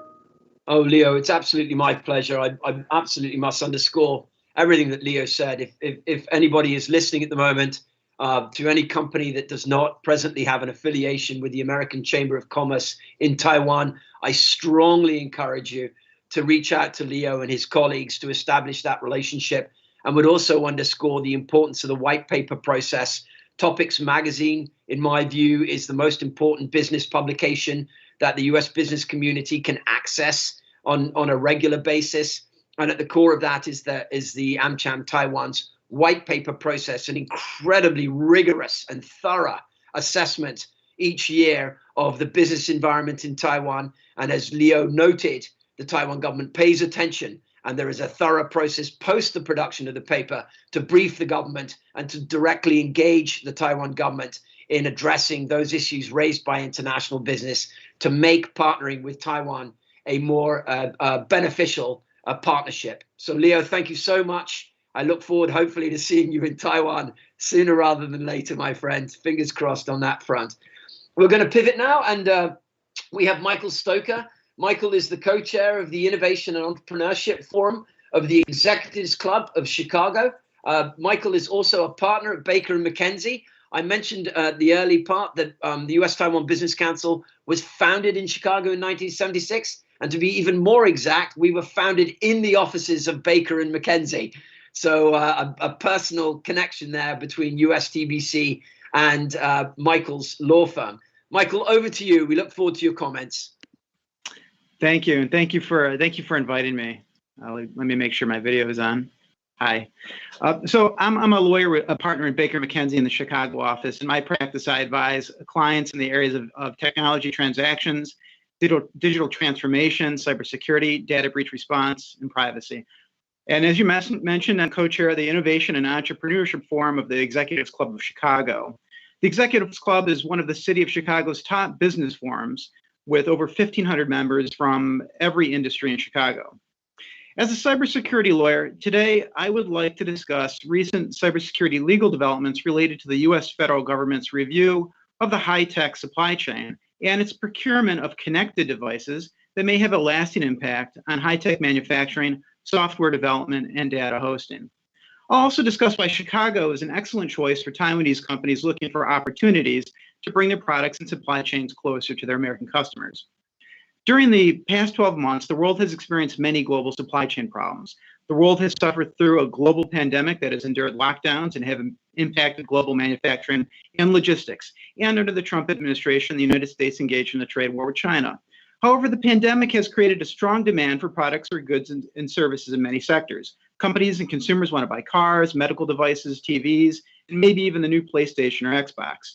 This has led to acute global shortages in supplies and goods, including semiconductors, which has had an impact on practically every global technology sector. On top of this, there's an increasing concern by the U.S. federal government regarding how non-U.S. companies manufacture high-tech and connected products outside the United States, what data those products collect, where that data is stored, who has access to that data, and whether these high-tech products pose a cybersecurity risk to the United States. The supply chain disruptions that the U.S. has recently faced, combined with these cybersecurity challenges, have forced non-U.S. companies to consider moving manufacturing and data hosting to the United States or other countries that are closer to the U.S. I'm going to provide you with an overview of some of the latest developments, but first, let me give you a little bit of background. Over the past 5 years, the Department of Homeland Security has increasingly relied upon its ability to order U.S. government agencies to use or refrain from using certain technology as a means to protect the U.S. from perceived cybersecurity threats. In turn, the U.S. Congress has taken the next step by passing a number of laws to expressly debar specific non-U.S. companies from selling products or software to the federal government. The federal government began to use its procurement power as a means of protecting against cybersecurity vulnerabilities when it enacted a federal law in 2014. The 2014 Act authorized the Department of Homeland Security to develop and oversee the implementation of binding operational directives to U.S. agencies for the purpose of safeguarding federal information and systems from known or reasonably suspected information security risks. The Department of Homeland Security ordered in 2017 government agencies to remove Kaspersky-branded cybersecurity software products from government IT systems. Even though Kaspersky products are highly regarded as excellent products, the U.S. federal government became concerned with whether any data collected could be stored in Russia and whether the Russian government could have access to it. In 2018, shortly thereafter, the federal government intelligence agencies began to issue warnings that the U.S. federal government had cybersecurity concerns about certain technologies manufactured by certain Chinese companies. And then on August 13, 2018, President Trump signed into law the Defense Authorization Act, which provided that no U.S. government agency could procure or obtain any equipment, system, or service that uses covered telecommunications equipment, or enter into a contract with an entity that uses any equipment, system, or service that uses covered telecommunications equipment. Now, this law defined covered telecommunications equipment quite narrowly to apply to equipment manufactured only by 5 specifically named Chinese companies. And then throughout 2019 and 2020, the U.S. government issued warnings regarding the use of smart TVs and the use of certain social media and other related apps developed by foreign-owned companies. Now, it's not clear whether the U.S. government would treat Taiwanese companies the same way that it treats Chinese or Russian companies, but many Taiwanese companies source technology from China, and so it's useful to keep an eye on these developments. But with that background, I would like to discuss 2 of the latest developments. The first is the Internet of Things Cybersecurity Improvement Act of 2020, and then the Executive Order on America's supply chains. On December 4th, 2020, the U.S. federal government enacted the Internet of Things law. The IoT Act requires the National Institute of Standards and Technology, or NIST, to publish standards and guidelines for the U.S. federal government in connection with the use and management by U.S. federal agencies of IoT devices that are owned and controlled by a federal agency, and to publish minimum information security standards for managing cybersecurity risk. NIST is a federal government agency that establishes guidelines and requirements for the procurement of technology by the U.S. federal government. Generally, the IoT Act applies to IoT devices procured by the U.S. federal government that have at least one sensor or actuator for interacting directly with the physical world and at least one network interface, but that are not conventional information technology devices such as smartphones or laptops. So think smart TVs, smart speakers, and the like. And on December 15, 2020, NIST published draft guidance on its cybersecurity guidance for the federal government. Notably, the IoT Act requires that NIST by June 2nd, 2021, also published guidelines for the reporting and receiving of information about security vulnerabilities related to information systems or connected devices owned and controlled by the federal government. Now, although the law is directed to federal government procurement, there could be a trickle-down effect to many types of products, since companies may sell the same types of connected devices to consumers that they do to the federal government, like smart TVs. As a result, it is likely that the NIST cybersecurity guidelines for connected devices may become one of the primary cybersecurity standards in the U.S., so the high-tech community should pay attention to these developments. Following on this, on February 24th, 2021, President Biden signed an executive order that requires federal agencies to conduct a multi-phase review and report on vulnerabilities in various key U.S. supply chains. The executive order provides that the U.S. needs resilient, diverse, and secure supply chains to ensure U.S. economic prosperity and national security. The executive order cites not only pandemics, but also cyber attacks, climate change, geopolitical and economic competition, and other conditions that can reduce critical manufacturing capacity and the availability and integrity of critical goods, products, and services in the United States. The U.S. federal government wants to ensure that the U.S. has resilient supply chains and wants to revitalize and rebuild domestic manufacturing capacity. Moreover, the executive order states that close cooperation on resilient supply chains with allies and partners who share our values will foster collective economic and national security and strengthen the capacity to respond to international disasters and emergencies. Now, technology and telecommunications-related supply chains feature prominently in the executive order. The federal government will be publishing a report by early June 2021, which will examine, among other things, semiconductor manufacturing and advanced packaging supply chains, in addition to high-capacity batteries. And within a year, the government will publish an in-depth review of each sector, including information and communications technology sector and its industrial base. There will also be a cross-sector review of digital products that affect multiple industries. Now, it's too early to predict the outcome and impact of these reviews, but it's quite likely that cybersecurity issues will loom large and that technology and telecommunications companies may wish to participate in the consultation process and follow this review. But companies that do business in the United States will want to look for opportunities to work with the U.S. federal government and address issues in the supply chain that identifies. This could include, for example, moving manufacturing, software development, or data hosting to the United States. Now, Chicago has become a technology powerhouse, and Taiwanese companies will find that there is a thriving technology environment here in Chicago.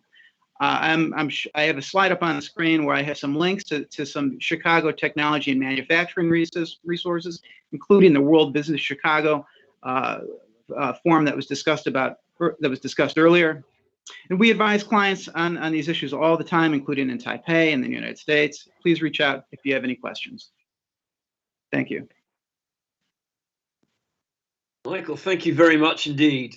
Your timely presentation on the interplay between business and national security leads us very neatly into our next speaker, Ian Steff. For those of you who do not know Ian played an essential leadership role in the Trump administration in exactly the area of the interplay between business and national security, as he and his colleagues within the interagency process, but very much with Ian's leadership, both in the States as well as a number of trips that Ian took to Taiwan in the last 2 years to coordinate efforts by the US and by Taiwan, not just at a government-to-government level, but also at a commercial level, both to address issues domestically here that might be best represented by TSMC's commitment to Phoenix, Arizona, but also some of the pressure that the United States, in my view, has rightly been applying on China in respect to the semiconductor industry by way of example. So let's pass it on to Ian. Ian, if you're there, please fire away. Well, thank you, Rupert, and it's so good to see you again, and Ambassador Shao, Director General Chang, and honorable dignitaries from federal and state governments, the U.S.-Taiwan Business Council, the American Chamber of Commerce, the universities that are participating, including my friend Dr. Meng Chang of Purdue. Good morning, good evening. It's a pleasure to join you in this event with our friends and fellow government and business colleagues from Taiwan. As the former Assistant Secretary of Commerce and Director General of the U.S. and Foreign Commercial Service, as the Honorable President Tsai observed, there was one destination that I traveled to more than any other during my 3.5 years serving in federal government. That destination was Taiwan.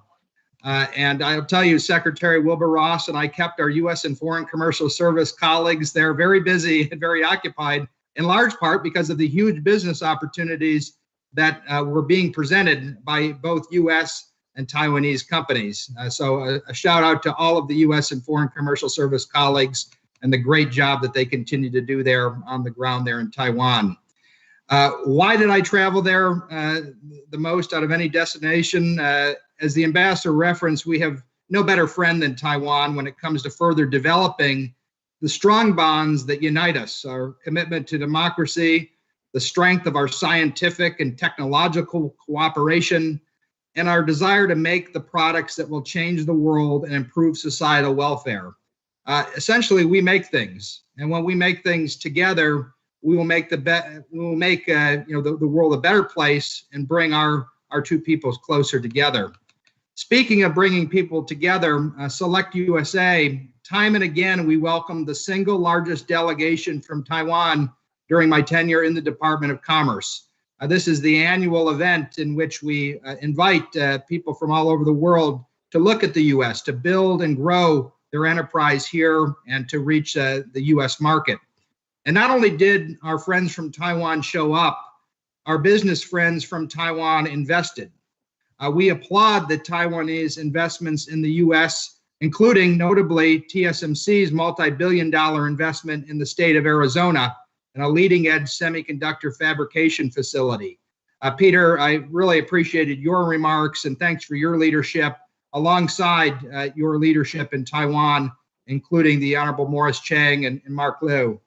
As we speak, TSMC is hiring hundreds of highly skilled individuals throughout the country that will be trained in the latest leading-edge technology. Those individuals will have the opportunity to travel to Taiwan and continue to bring our two cultures together and more integrally linked. TSMC, alongside other leading semiconductor manufacturers and equipment companies with large investments in the U.S., like Skywater, NXP, Applied Materials, Intel, AMD, Samsung, and IBM, just to list a few, are now working together alongside the Semiconductor Industry Association to ensure that the Chips for America Act is fully implemented. In doing so, we will have leveled the global playing field and will ensure our supply chains are secure and our federal governments are making the right type of R&D investments to augment industry-driven efforts. On that note, industry-driven efforts is core to our supply chain discussion today. These supply chains are shaped by industry and they should be led by industry. And certainly government can play a role throughout the regulatory process to invest in R&D. And therefore, what is very much needed is a long-term road mapping activity in each of these strategic sectors that we've talked about today, Rupert, to further define where our companies can come together and really ensure that that the federal governments are investing where they need to be investing, and certainly regulating where they need to regulate and deregulating where they don't need to be. So that is very key and central to some of the efforts that I was privileged to take part in during my tenure with the U.S. Department of Commerce. We mentioned the supply chain activities and the new economic dialogue that my friend Keith Kroc instituted alongside the Department of Commerce. And I will say that we very much look forward to taking that to the next level, and applaud the Biden administration for its continued commitment to continue to foster our relationship with Taiwan. I will say that in closing, we really look forward to further cementing our partnership in some of these scientific areas that we've talked about, whether they relate to the Internet of Things, whether it relates to advanced manufacturing that will further define the semiconductor industry, an industry that I spent 10 years in, whether it's related to cloud computing or artificial intelligence, autonomous transportation. These are 2, 3, 4 areas that really bring us closer together, because Taiwan and the U.S. have so much to offer in these strategic sectors. As we've seen, throughout the past year, Taiwan has also been there for the United States of America and our companies as we've dealt with the unprecedented COVID-19 situation. And while we're separated by digital zeros and ones to date, I will just thank the people of Taiwan for their sincerity, as well as their donations of much needed PPE. We will not forget that anytime soon, and many of the companies have been a recipient of that great and kind gesture and support over the course of last year. I was also very honored to participate in the memorial service of President Lee. That was a very special time, and as I reflect on my 3.5 years of government service, I will always humbly remember participating in the Father of Democracy's services there in Taiwan. It was very special, and I thank everyone who participated in that on the line. As we move forward, I would just continue to encourage the companies and the private sector to really define this relationship and take it to the next level. As we look at our trading relationship, as well as our economic and scientific and technological ties, the horizon is bright, and we really look forward to doubling down on it and working across a bipartisan line and throughout the business community to further reach our high level goals. Applaud all of you for participating today, and really look forward to my next visit to Taiwan very soon. Thank you so much. Ian, that was marvelous. Thank you so very much indeed. I just want to pull on one quick thread that you noted. There was much in there, but just one quick thing by way of discipline. The EPPD, the Economic Prosperity Partnership Dialogue, that was launched by the Trump administration. There's every indication that Mr. Biden and his colleagues are going to take this opportunity, expand with it, run with it, and technology cooperation generally, semiconductor cooperation specifically, can and should be an essential pillar of this opportunity to grow the commercial relationship between the US and Taiwan, not as a replacement for the goal and objective of signing a bilateral trade agreement, but as one that complements that effort in a broader effort to expand our partnership between the two countries. Ian, thank you. We're now going to pivot to a speaker who brought the broadest smile on my face when I saw that he was a panelist, Dr. Larry Diamond. Many of you know, of course, Larry's contribution to US-China-Taiwan relations, US-Taiwan relations. He has been a tireless advocate for the relationship. And for those of you familiar, whether participating in the many, many panels and platforms that he has hosted through his affiliation at Stanford, or through his prolific writing, you'll know that Larry has for many, many years pointed in the right direction on US-Taiwan relations and remains an unapologetic advocate for the importance of the relationship between the two countries. Larry, thank you so much for joining us. It's lovely to see you, and I look forward to your comments. Yes, Sorry for the construction chaos behind me. And thank you, Rupert, and all of you, and most of all, the TICO office in Chicago for organizing this important event. This business forum comes at a moment of opportunity and urgent need for closer economic and societal relations between the US and Taiwan. The opportunity is the remarkable growth of Taiwan as a technologically sophisticated producer of high-tech goods and supplies, such as, of course, semiconductors. As Taiwan's representative to the United States, a very good friend, Ambassador B. Kim Shao, noted at the start of this event, Taiwan is an extraordinary hub of science and engineering innovation and has become one of the world's leading producers in information and communication technologies, out of all proportion to its relatively modest population size. As the world economy undergoes what Jay Lee described as a digital transformation using AI, 5G, and high-performance computing, there's never been a better, more natural, and more mutually beneficial moment to deepen the integration between our two economies. That's the opportunity. But I also want to speak, and more bluntly, to the national security imperative here, which derives from the era we have entered of rising conflict between China and Taiwan and between China and the United States.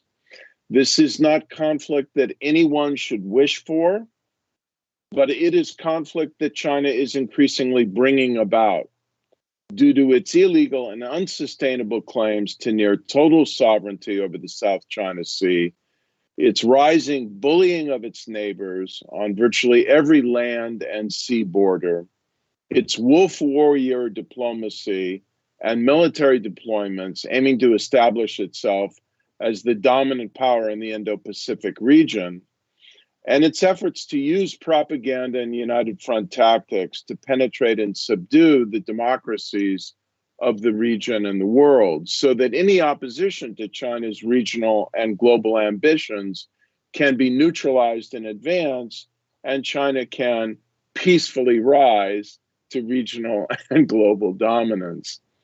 My point is, we cannot allow our information, communication, and manufacturing systems, our pharmaceuticals, and so our public health, and other critical elements of our economic and social life to be held hostage if at some point China should choose to escalate this conflict or to pose a more imminent and tangible coercive threat to Taiwan, which I and other national security thinkers increasingly fear may be coming. Reconfiguring high-tech supply chains now is the prudent thing to do. In fact, the necessary thing to do to reduce the global leverage of a neo-totalitarian regime that is crushing freedom in Hong Kong by the day, operating mass, quote, re-education camps, end quote, in Xinjiang province, relentlessly misappropriating American high technology, expanding its military at a breakneck pace, and building toward what could be an existential threat to the freedom and security of Taiwan. So, deepening reciprocal trade ties and technological and manufacturing cooperation between the US and Taiwan not only makes eminent economic and geopolitical sense, it is a much-deserved vote of confidence in the freest and most dynamic democracy in Asia. Thank you. Thank you so much for your comments, Larry. We're now going to pass the microphone over to Jeffrey Don. He is the Director of Corporate Relations at Discovery Partners Institute. Jeffrey, please.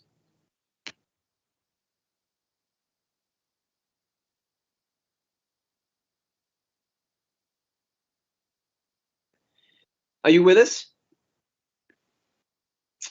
Perhaps he temporarily dropped off. Ambassador Hoekstra, if you're available now, sir, why don't we proceed with you? Ambassador Hoekstra is the former U.S. ambassador to Holland. Ambassador. Hey, thank you. It's great to be with you, and it's great to be, with an ambassador and the Director General to talk about this relationship and to talk about the opportunities. But maybe beginning, Larry, could you tell us how you really feel about the current opportunities? Wow, you took many of my talking points because they were many of the things that I experienced over the last 3 years representing the United States in the Netherlands. The Dutch pride themselves on being a small country that has great economic power and influence. Sounds a lot like Taiwan. They are great, and they pride themselves on their logistic capabilities, the port of Rotterdam, the airport at Schiphol, and those types of things. And when the pandemic hit, they found out that, we really do need to rethink supply chains, because what they had focused on was making the Dutch, the Netherlands, very, very efficient and effective. And what they found is that they were not resilient enough, that when there was change in consumer buying behavior, it's kind of like, whoa, we were so efficient, we didn't have the resiliency built in. And then you build on some of the points that Ian talked about, that Larry talked about. These were things that we worked on extensively in the Netherlands and throughout Europe. We saw countries in Europe that were basically being blackmailed by China, saying, we need you to do these things politically, make these types of comments out of your political, out of your government, or we will actually withhold the shipment of PPE and other vital resources that you've come to rely on us for. If you don't behave politically, you're not going to get them. And so that ended up being a real problem. So the Dutch are rethinking those supply chains in terms of who they will rely on and who they will not. And then I think, I worked extensively with the State Department and with the Commerce Department on building, secure networks, whether it was dealing, what is Europe going to do? What are the Dutch going to do in return in regards to Huawei, 5G and technology and all of these types of things? Will ASML be allowed to sell certain equipment, chip manufacturing machines that may make their way into China? And these are all the kinds of issues that maybe 5 or 10 years ago people would not be thinking about, but all of a sudden, with the pandemic and the increasing the change in behavior of China, all of a sudden they have moved to the forefront. The end result from a political standpoint, and this again where you congratulate the representation of Taiwan in building a relationship that has bipartisan support in Washington, so that as we transition from a Trump regime to a Biden regime, you're not seeing a total rethink of, well, how are we going to deal with Taiwan and these types of things? It creates a very, very unique opportunity to significantly enhance a very strong economic relationship. We see that the same types of opportunities in the Netherlands. The Dutch are the third or fourth largest foreign direct investor in the United States. And you say, what else can they do? And all of a sudden the pandemic comes forward and say, wow, rethinking of supply chains. We can take a great relationship and make it even better. I think that's the same way that the U.S. and Taiwan ought to take a look at the current environment. We have a good relationship. We have a very, very solid relationship. Key Taiwanese companies in the chip industry are, they're investing in the United States and those types of things. But how do we take a good situation and make it a great situation and make it even stronger? That's the opportunity that's laid out there in front of us. There's a number of different areas, but I really would like to build on the comments of Ian and Larry. National security. This is really an area that I think provides a unique opportunity to strengthen this relationship. So, I think the challenge to the business community here in the United States and in Taiwan, the governments, is how do we move forward? I would recommend that, companies bolster their connections and their ability to strengthen these relationships. This is a unique opportunity. In 12, 18, 24 months, this opportunity, some of it may have moved away. Now is the time to act, strengthen these relationships, and build on them, and only good things will happen. Thank you. Ambassador Hoekstra, thank you so much. I see Jeffrey Don's with us now. So, Jeffrey, why don't you take it off right now? Thank you.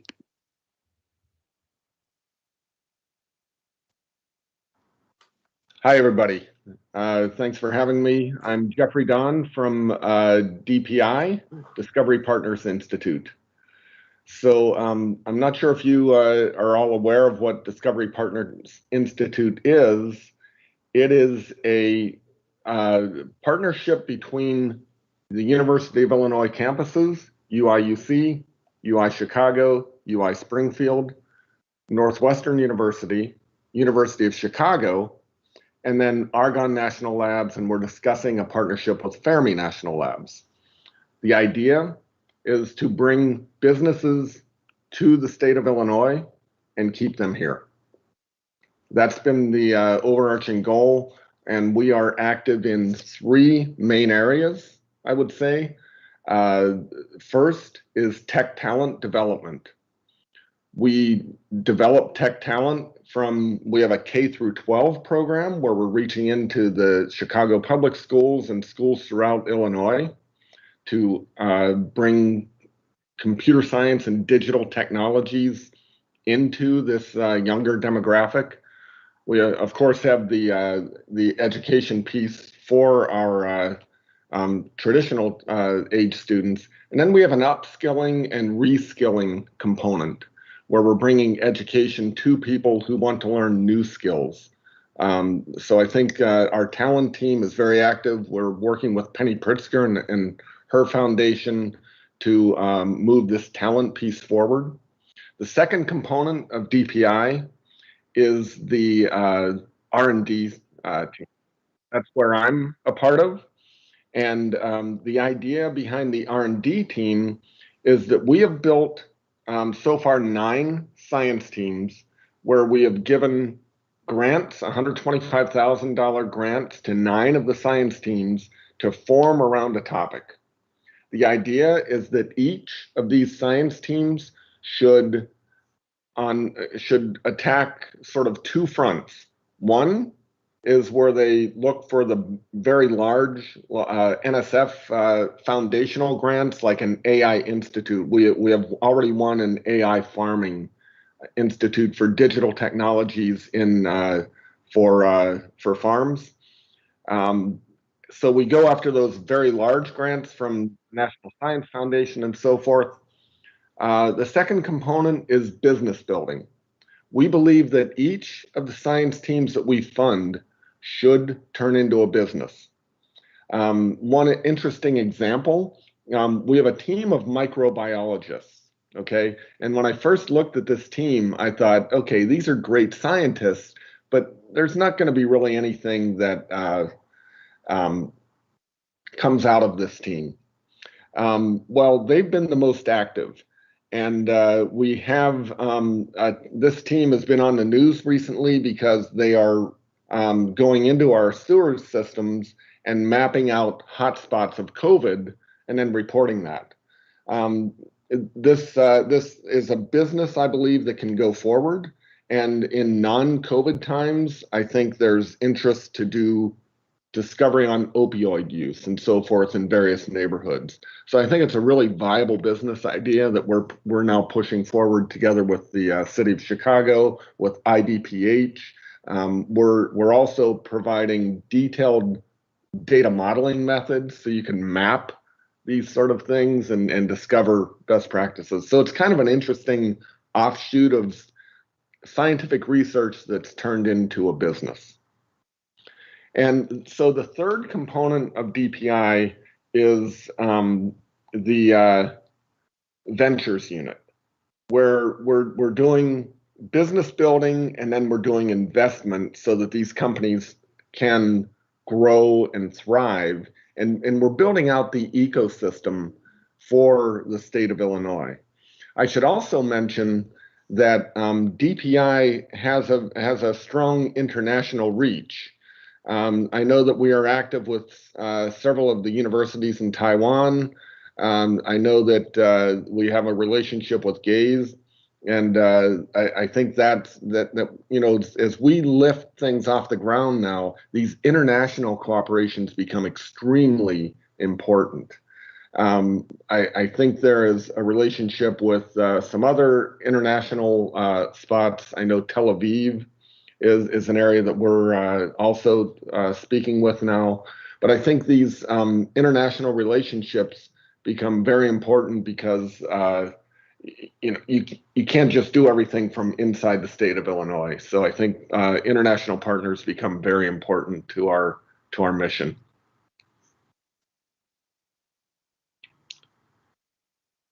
Thank you so much, Jeffrey. That was fascinating. We're now going to go to John Rossi. John is the Vice President for Strategic Marketing at ST Microelectronics. John. Thank you very much for the invite to talk today. ST Microelectronics is a creator and maker of technology. For those of you that haven't heard of the company, we're one of the largest semiconductor manufacturers companies in the world. $10.2 billion. We employ 46,000 employees worldwide. We've got 80 offices, sales and marketing offices, and serve over 100,000 customers. Our manufacturing base is mainly in Europe and in Asia. We're unique in that we design, create semiconductors. We also manufacture semiconductors. We work in areas of smart mobility, power and energy, the Internet of Things and 5G, all the most important topics that we've been discussing throughout the forum today. Like I said, we have a global footprint with offices, research and development, sales and marketing, manufacturing, all over the world. The interest that I want to bring today in the discussion with Taiwan is in innovation.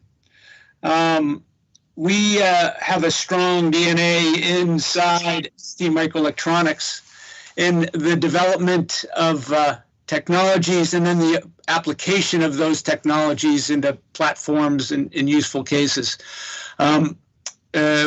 We have been working on augmented reality, the capability to bring vision to a pair of glasses. We've been working in this technology. We have core technologies, micro mirrors that we develop, very specialized manufacturing capabilities. And I've been working on augmented reality with a team of engineers and professionals since 2018. And Taiwan is one of the key members in an alliance that we've developed, Mega One.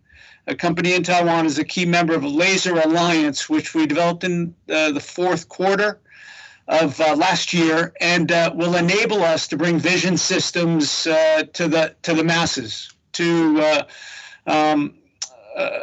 real use cases and consumer level products. So, you know, I just want to reach out and say that, you know, Taiwan in a hub of innovation is very important for our company, and we want to continue to develop and work through that relationship. So thank you. John, thank you so very much. We're now going to go to Cecile Shea. Cecile is a non-resident senior fellow at the Chicago Council on Global Affairs. Thanks, and good morning, good evening, everyone. It's really nice to be here. Could I just ask what the plan is on scheduling? Because I believe we were scheduled to end in 3 minutes, so I'm just wondering. Yes, well, but please feel free. We're going to run over a wee bit, so please feel free to make your comments. I believe you have 3 minutes to talk, so please feel free to take 3 minutes to talk. Okay, yes. So I will shorten my 7 minutes to 3 minutes, and I'll just get to the 200,000-pound elephant in the room, which is how I was going to conclude, which is a reminder of what an emergency in the Straits of Taiwan, to use the euphemism popular in my former profession, would mean for the global economy, because I think it's worth speaking about that. It would be obviously a disaster. It would be a far worse economic disaster than the one that we have seen because of COVID, not only because of the humanitarian disaster that it would mean for our friends in Taiwan, but it would lead to the shutdown of the Japanese economy.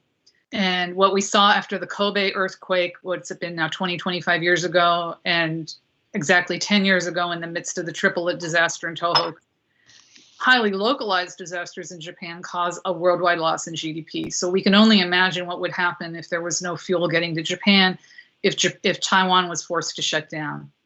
So then the question becomes, how do we avoid even tensions in the Straits of Taiwan, which would equally be humanitarian disasters, but also economic disasters, let alone something far worse.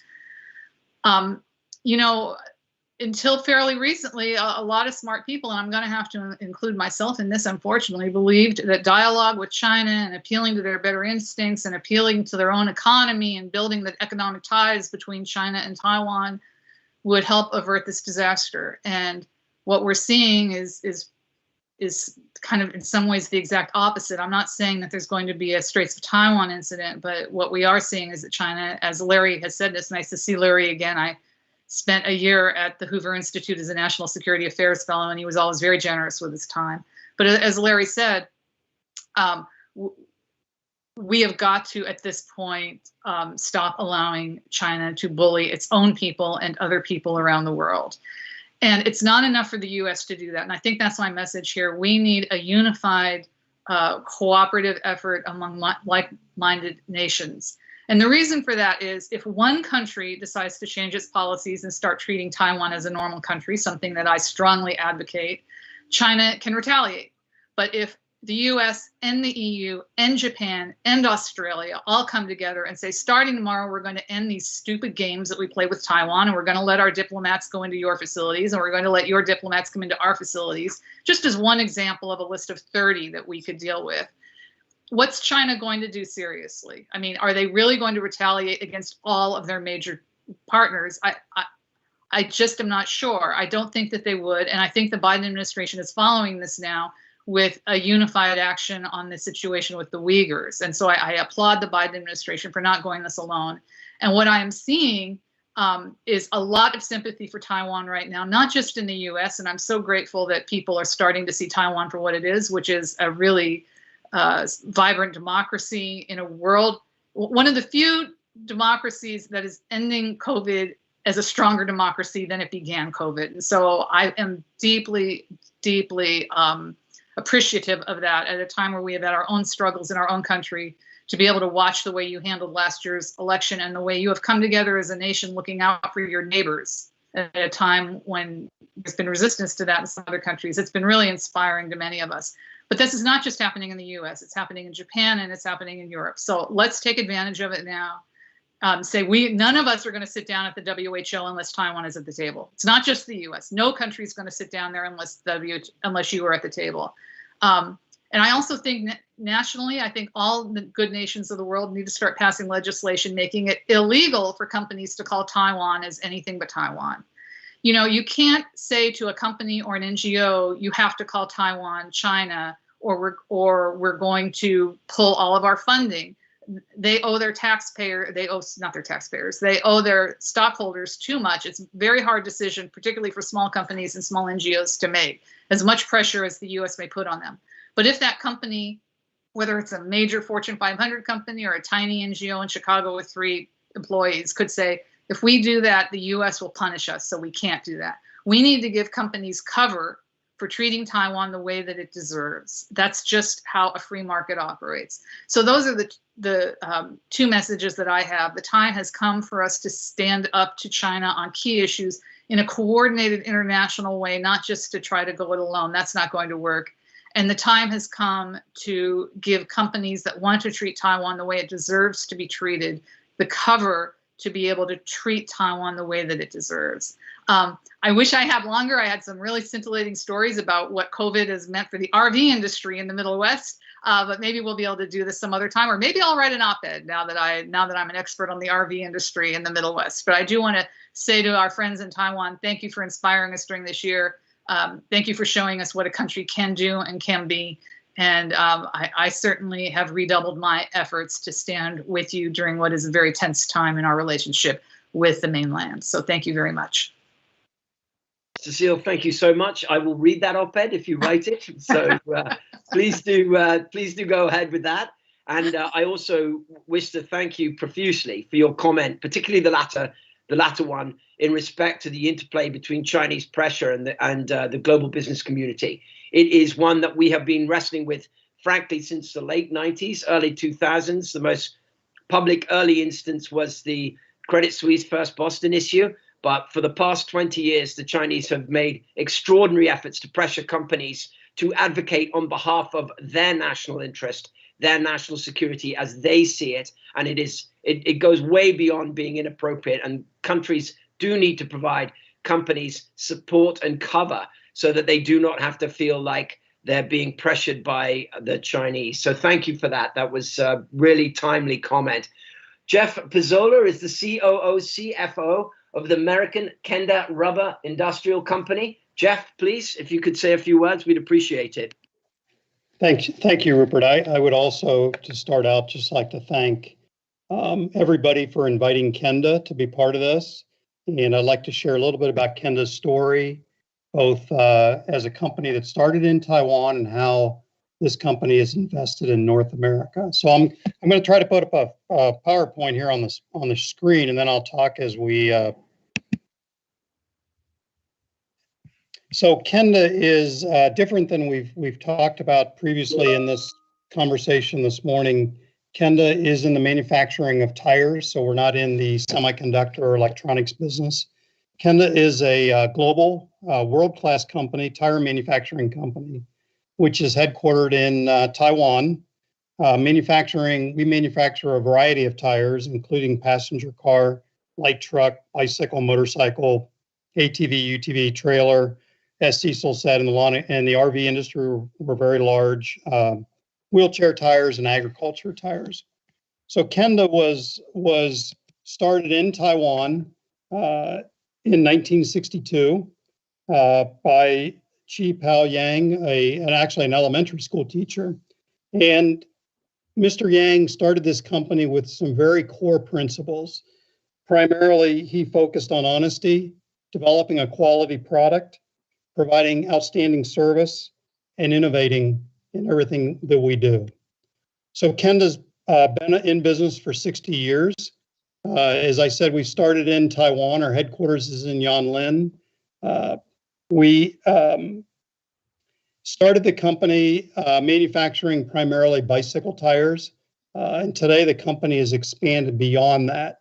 In 1989, the company invested in North America for the first time and opened our offices and opened a distribution facility in Columbus, Ohio, and have been here ever since. And the company continues to distribute its products here in North America from Columbus. As the company has continued to grow over the years, there's been additional investment both in China and in Taiwan, in almost all of the Asian countries. Today, the company operates 8 manufacturing facilities across the Asian continent.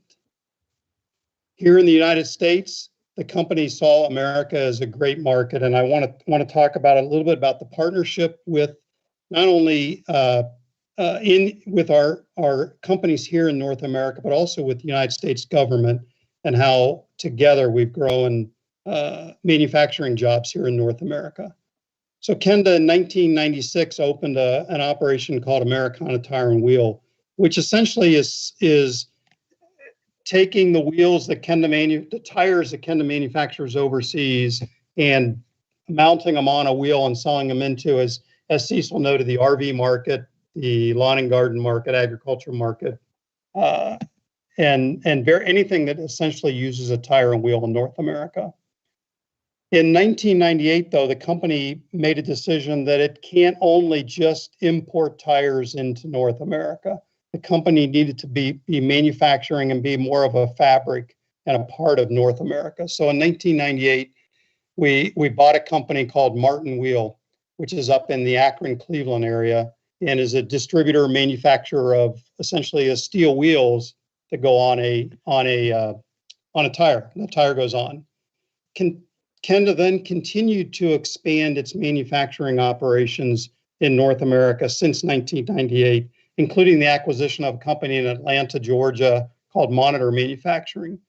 Today, Monitor and Martin Wheel both are world-class, very automated, high-skilled manufacturing facilities here in North America. In 2004, the company acquired another manufacturing company in North America called Dextar Wheel, which is in the state of Indiana in Elkhart. And that facility services the RV industry. In 2014, the company chose to expand its technical abilities in North America. So in partnership with various universities, including the University of Akron, we opened a technical center in Akron, Ohio. Today that technical center employs over 45 engineers. There is a very unique partnership between the American Engineering Technical Center and the engineering technical centers that we have in Taiwan, and including cooperation on the development of all types of tires, polymer development, and computer modeling involved in the development of tires. In 2013, with the help of our American team here, we focused on developing the same footprint we have in North America. We wanted to grow that same footprint in Europe. And so in 2013, we opened Kenda Europe. And in 2017, you'll see we acquired a company called Starco, which has a very similar footprint to what we do in America. And we're leveraging the expertise and the skills in North America in Europe as well as in Taiwan. To backstep a little bit, in America, the company has continued to grow. And I want to just share one story with everybody. The company that we've opened in Elkhart, Indiana, Dextar Wheel, which is a wheel manufacturing company, was after we acquired the company a few years later, there became immense pressure from imported subsidized wheels coming out of the country of China. With the help of congressional help in the state of Indiana, with the help of Secretary Ross, with significant communications with the Commerce Department as well as the International Trade Commission, we filed an anti-dumping countervailing petition against these imported wheels. We were successful in that endeavor. Today, that company has doubled its employee count. We've invested an additional $10 million in capital equipment in that company. We've expanded our customer base, and we're now making wheels for U.S. customers in America that used to be imported from China. So Kenda, one thing I will say about Kenda is the journey begins with Kenda in our world. Kenda in Taiwanese means ever growing. So the company continues to grow. The company continues to partner here in North America, leveraging our U.S. manufacturing, our U.S. technical skills here, along with our sister companies and parent company in Taiwan and also in Europe as we continue to grow Taiwanese companies' investment in North America. So with that said, I just want to give you a sense for some of the broad range of some of the products that are developed between our R&D center here in North America, as well as our technical centers in Taiwan.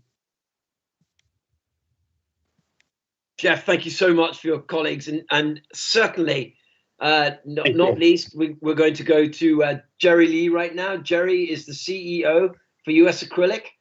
Jerry, over to you, please. Hey, Rupert. Hey, good morning, everyone.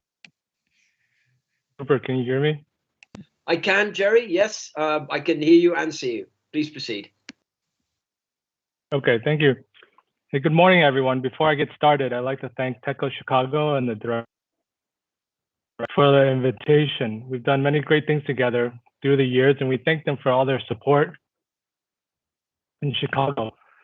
Well, with the limited time we have this morning, I'll just give a quick recap of our perspective and experiences. And working with many of our panelists have already brought up great reasons in working with Taiwan. I hope to add just a few more points to inspire further cooperation between Taiwan and the US.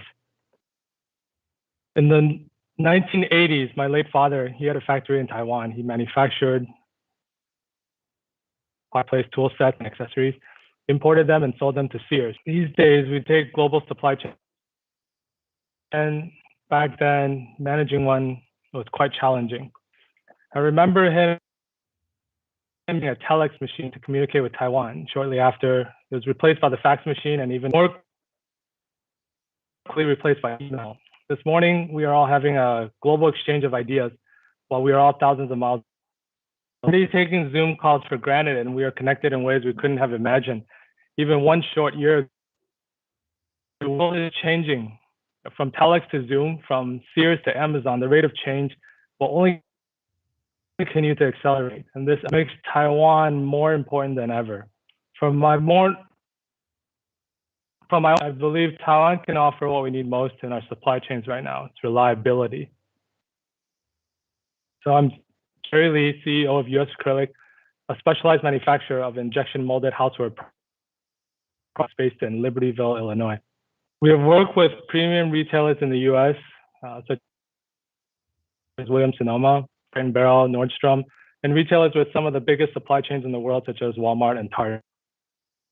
Tools, molds, materials, products from all over the world. However, our longest and deepest relationships are with our partners. They have helped us grow consistently and helped us improve year after year.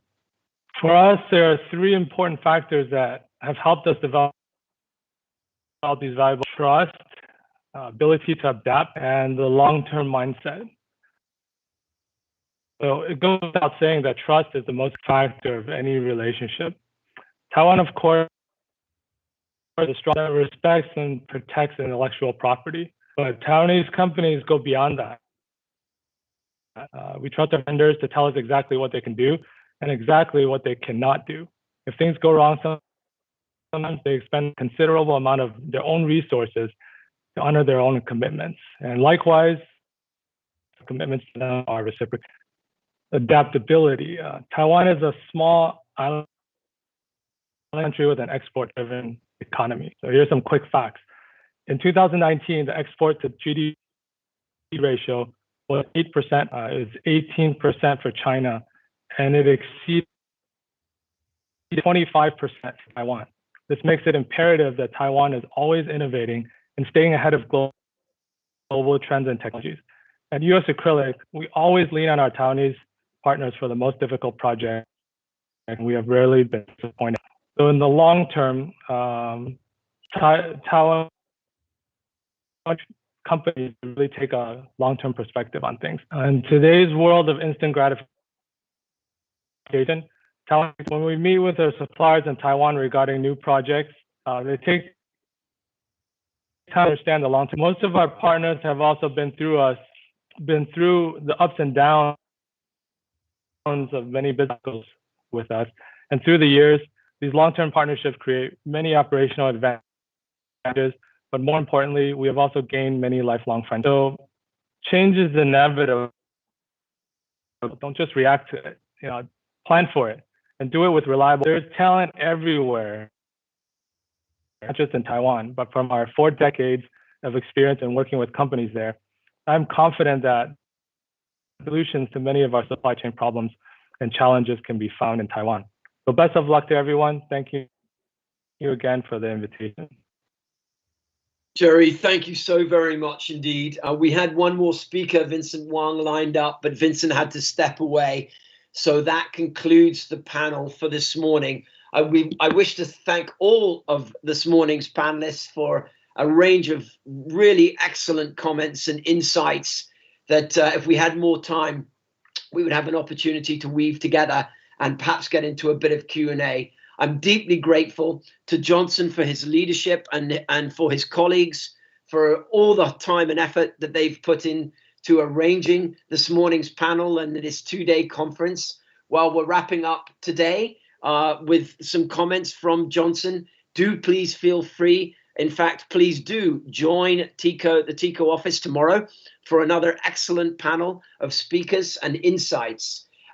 Finally, just a personal appeal to sort of play off what many of our speakers noted.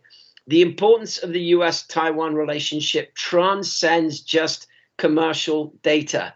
It embodies the democratic principles of two essential countries in the world.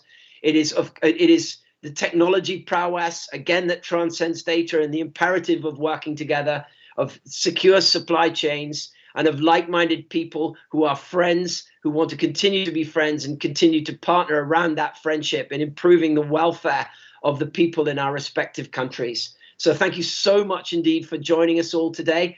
Johnson, I'd like to hand it over to you with a thank you for the opportunity for having moderated this session this morning. I am grateful.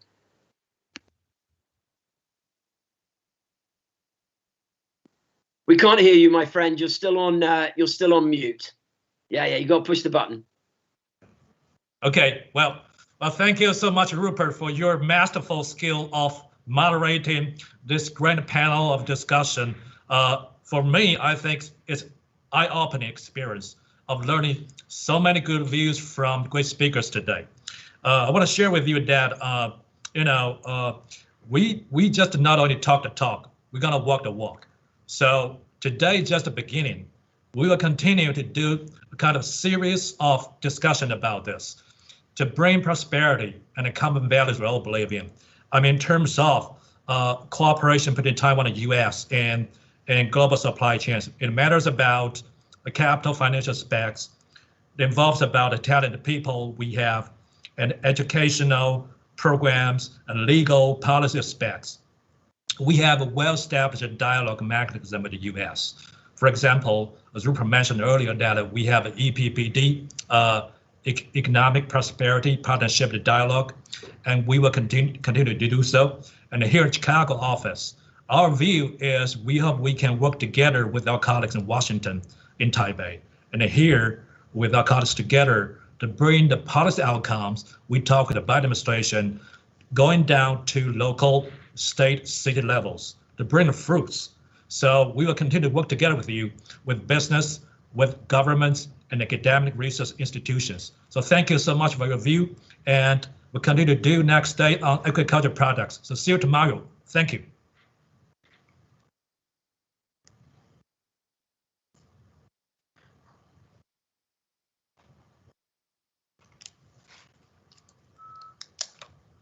Hi, everyone. I'm pleased to welcome. Hi, everyone. I'm pleased to welcome you to the US-Taiwan Business Forum. Hi, everyone. Hi, everyone. I'm pleased to welcome you to the US-Taiwan Business Forum webinar today. Hi, everyone. To discuss the many ways to welcome you to the US-Taiwan Business Forum webinar today to discuss the many ways we can continue to strengthen the bilateral US-Taiwan relationship. I believe it is essential to promote engagement, bilateral trade, and investments between Taiwan and Illinois and other Midwestern states. Taiwan and other friends in the Indo-Pacific have proven time and again to be critical partners to the United States and specifically to my state of Illinois, partners we have learned from and leaned on. As we adapt to a world that is ever more connected and adapt to an era in technology that allows us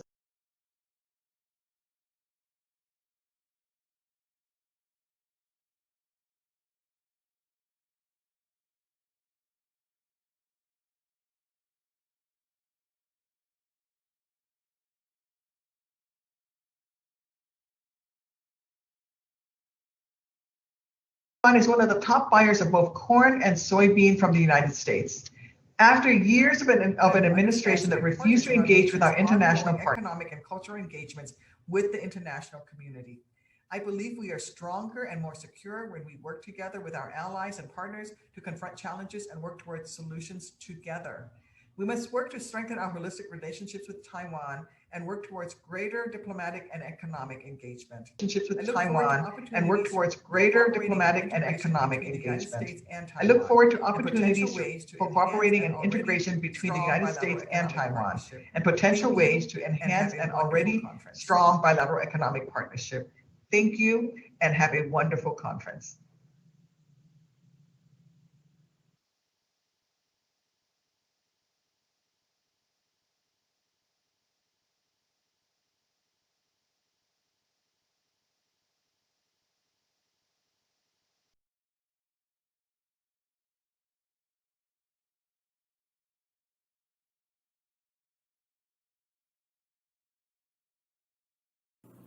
Hi, I'm Congressman Steve Chabot, founder and co-chair of the Congressional Taiwan Caucus and the lead Republican on the House Foreign Affairs Committee's Asia and Pacific Subcommittee.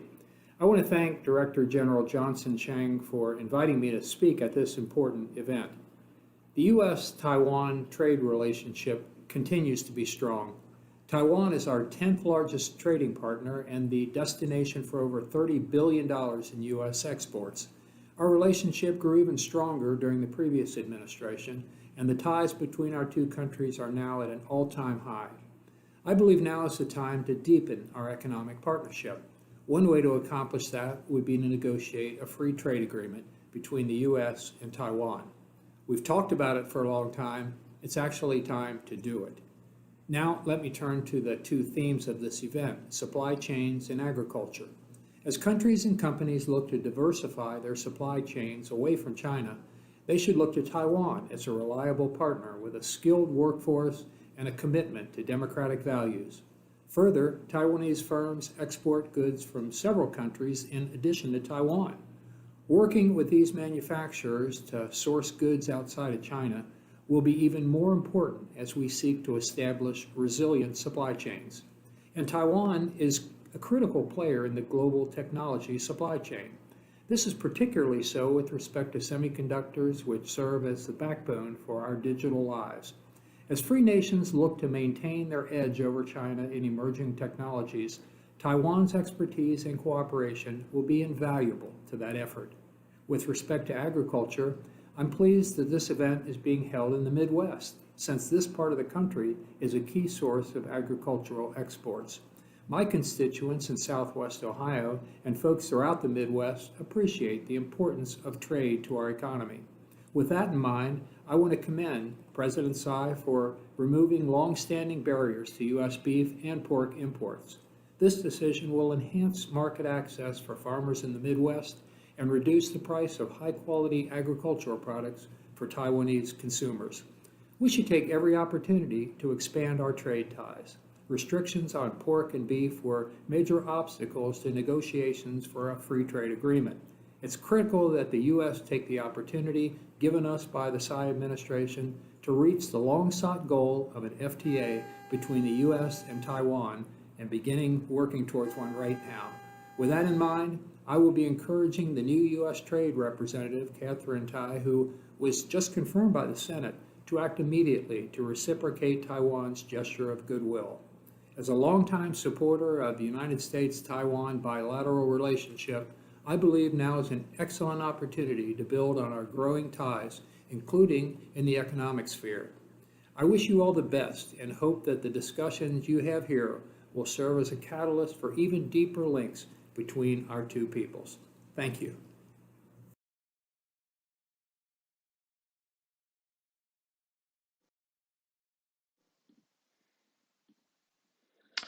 Good morning, everyone, and thank you for allowing me the opportunity to join you for this important discussion. While I regret I can't join you all for today's forum in person, I'm honored to have the opportunity to highlight a few ways we can strengthen our political and economic ties in the year ahead. The forthcoming TSMC facility in Arizona is a great example of how Taiwan and the United States can work together to better secure our critical supply chains, particularly when it comes to semiconductors. And I look forward to building on this first step to increase our collective resilience across supply chains critical to our mutual defense in the years to come. The single most important step we can take right now, however, is to pursue a U.S.-Taiwan free trade agreement to take our economic relationship to the next level. A US-Taiwan FTA would not only expand prosperity for both our nations, but also send a clear and unmistakable signal to the world that the United States stands by its friends in Taiwan. I hope that soon we can have these meetings in person in America and that I can finally visit Taiwan and enjoy all that it has to offer. In the meantime, thank you sincerely for inviting me to speak.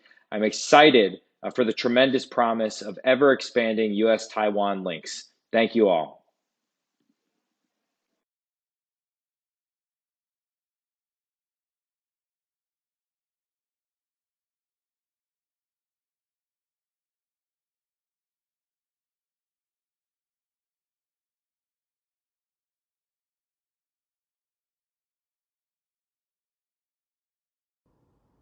Good morning and welcome to the Taiwan-US Business Forum in the Midwest webinar.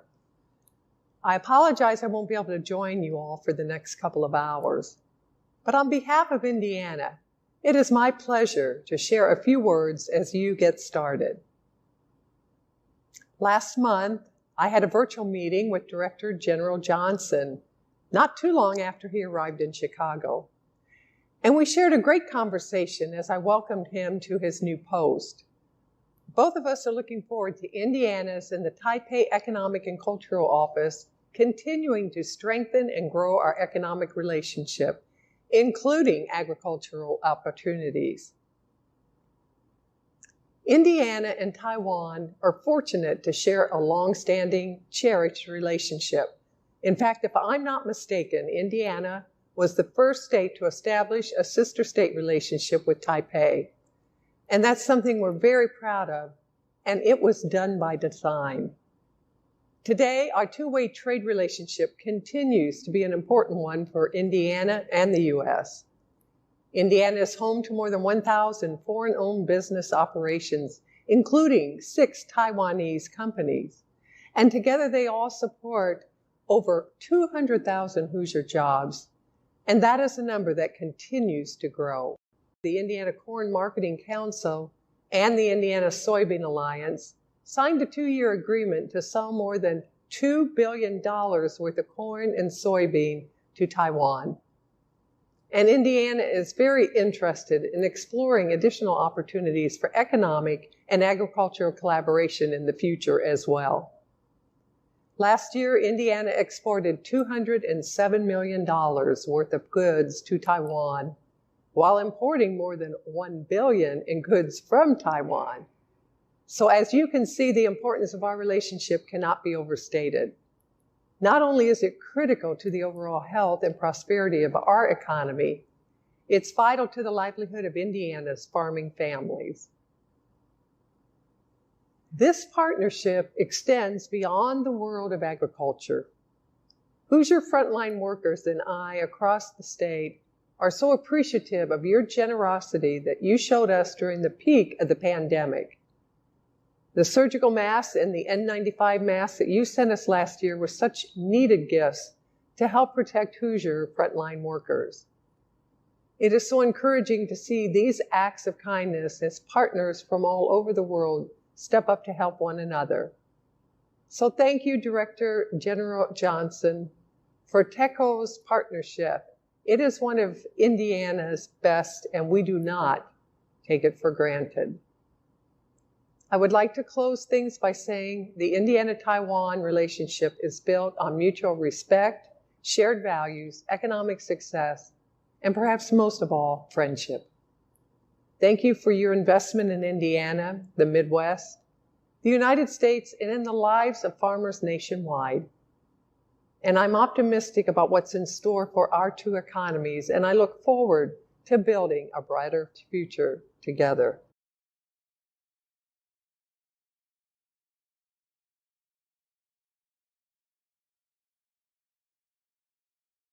Hello, this is Iowa Lieutenant. Hello, this is Iowa Lieutenant Governor Adam Gregg. It's an honor to serve in this role, and it's an honor to speak before you today. Governor Kim Reynolds sends her regards. Thank you to the Taipei Economic and Cultural Office in Chicago for organizing this event and for inviting me to address the audience. I've had the pleasure of enjoying a friendship with the Taipei delegation for a number of years. In late 2018, I had the honor of hosting a meeting, including a signing ceremony for a U.S. soybean purchase with the Taiwan Agricultural Trade Goodwill Mission. Obviously, the world has changed a great deal since then, and I don't think I need to convince anyone of that fact. But one thing that has remained constant is Iowa's commitment to cultivating a positive and mutually beneficial relationship with Taiwan. We've supported frequent exchanges of officials and trade and investment delegations. Iowa has maintained representation in Taiwan for several years, and we have certainly benefited from bilateral trade and investment exchanges between us. Taiwan is a small island, but mighty in its economic capacity. It has a high per capita income and high purchasing rate. Taiwan is located within a dynamic region of the world. In Taiwan's rule of law and adherence to sound trade principles are just two examples of our common ground and common values. These positive attributes have allowed both sides to enjoy a fruitful relationship. Taiwan is the 11th largest purchaser of Iowa products, and the U.S. is one of the top consumers of Taiwan-made goods. Taiwan's Formosa Group has major investments in Iowa manufacturing, and we applaud their success. Of course, none of this success would be possible without both sides identifying and encouraging areas of complementary cooperation. Just look at our connections in the area of agriculture, for example. We look forward to the discussion all of you will have during tomorrow's session, and we appreciate Taiwan's purchases of Iowa's varied manufactured goods. In closing, I'd like to thank the organizers of this forum once again for bringing us together to celebrate the close relationship we have with Taiwan. I welcome the day when we can be together again in person to exchange ideas and explore new ways to strengthen this long-standing friendship. Thank you.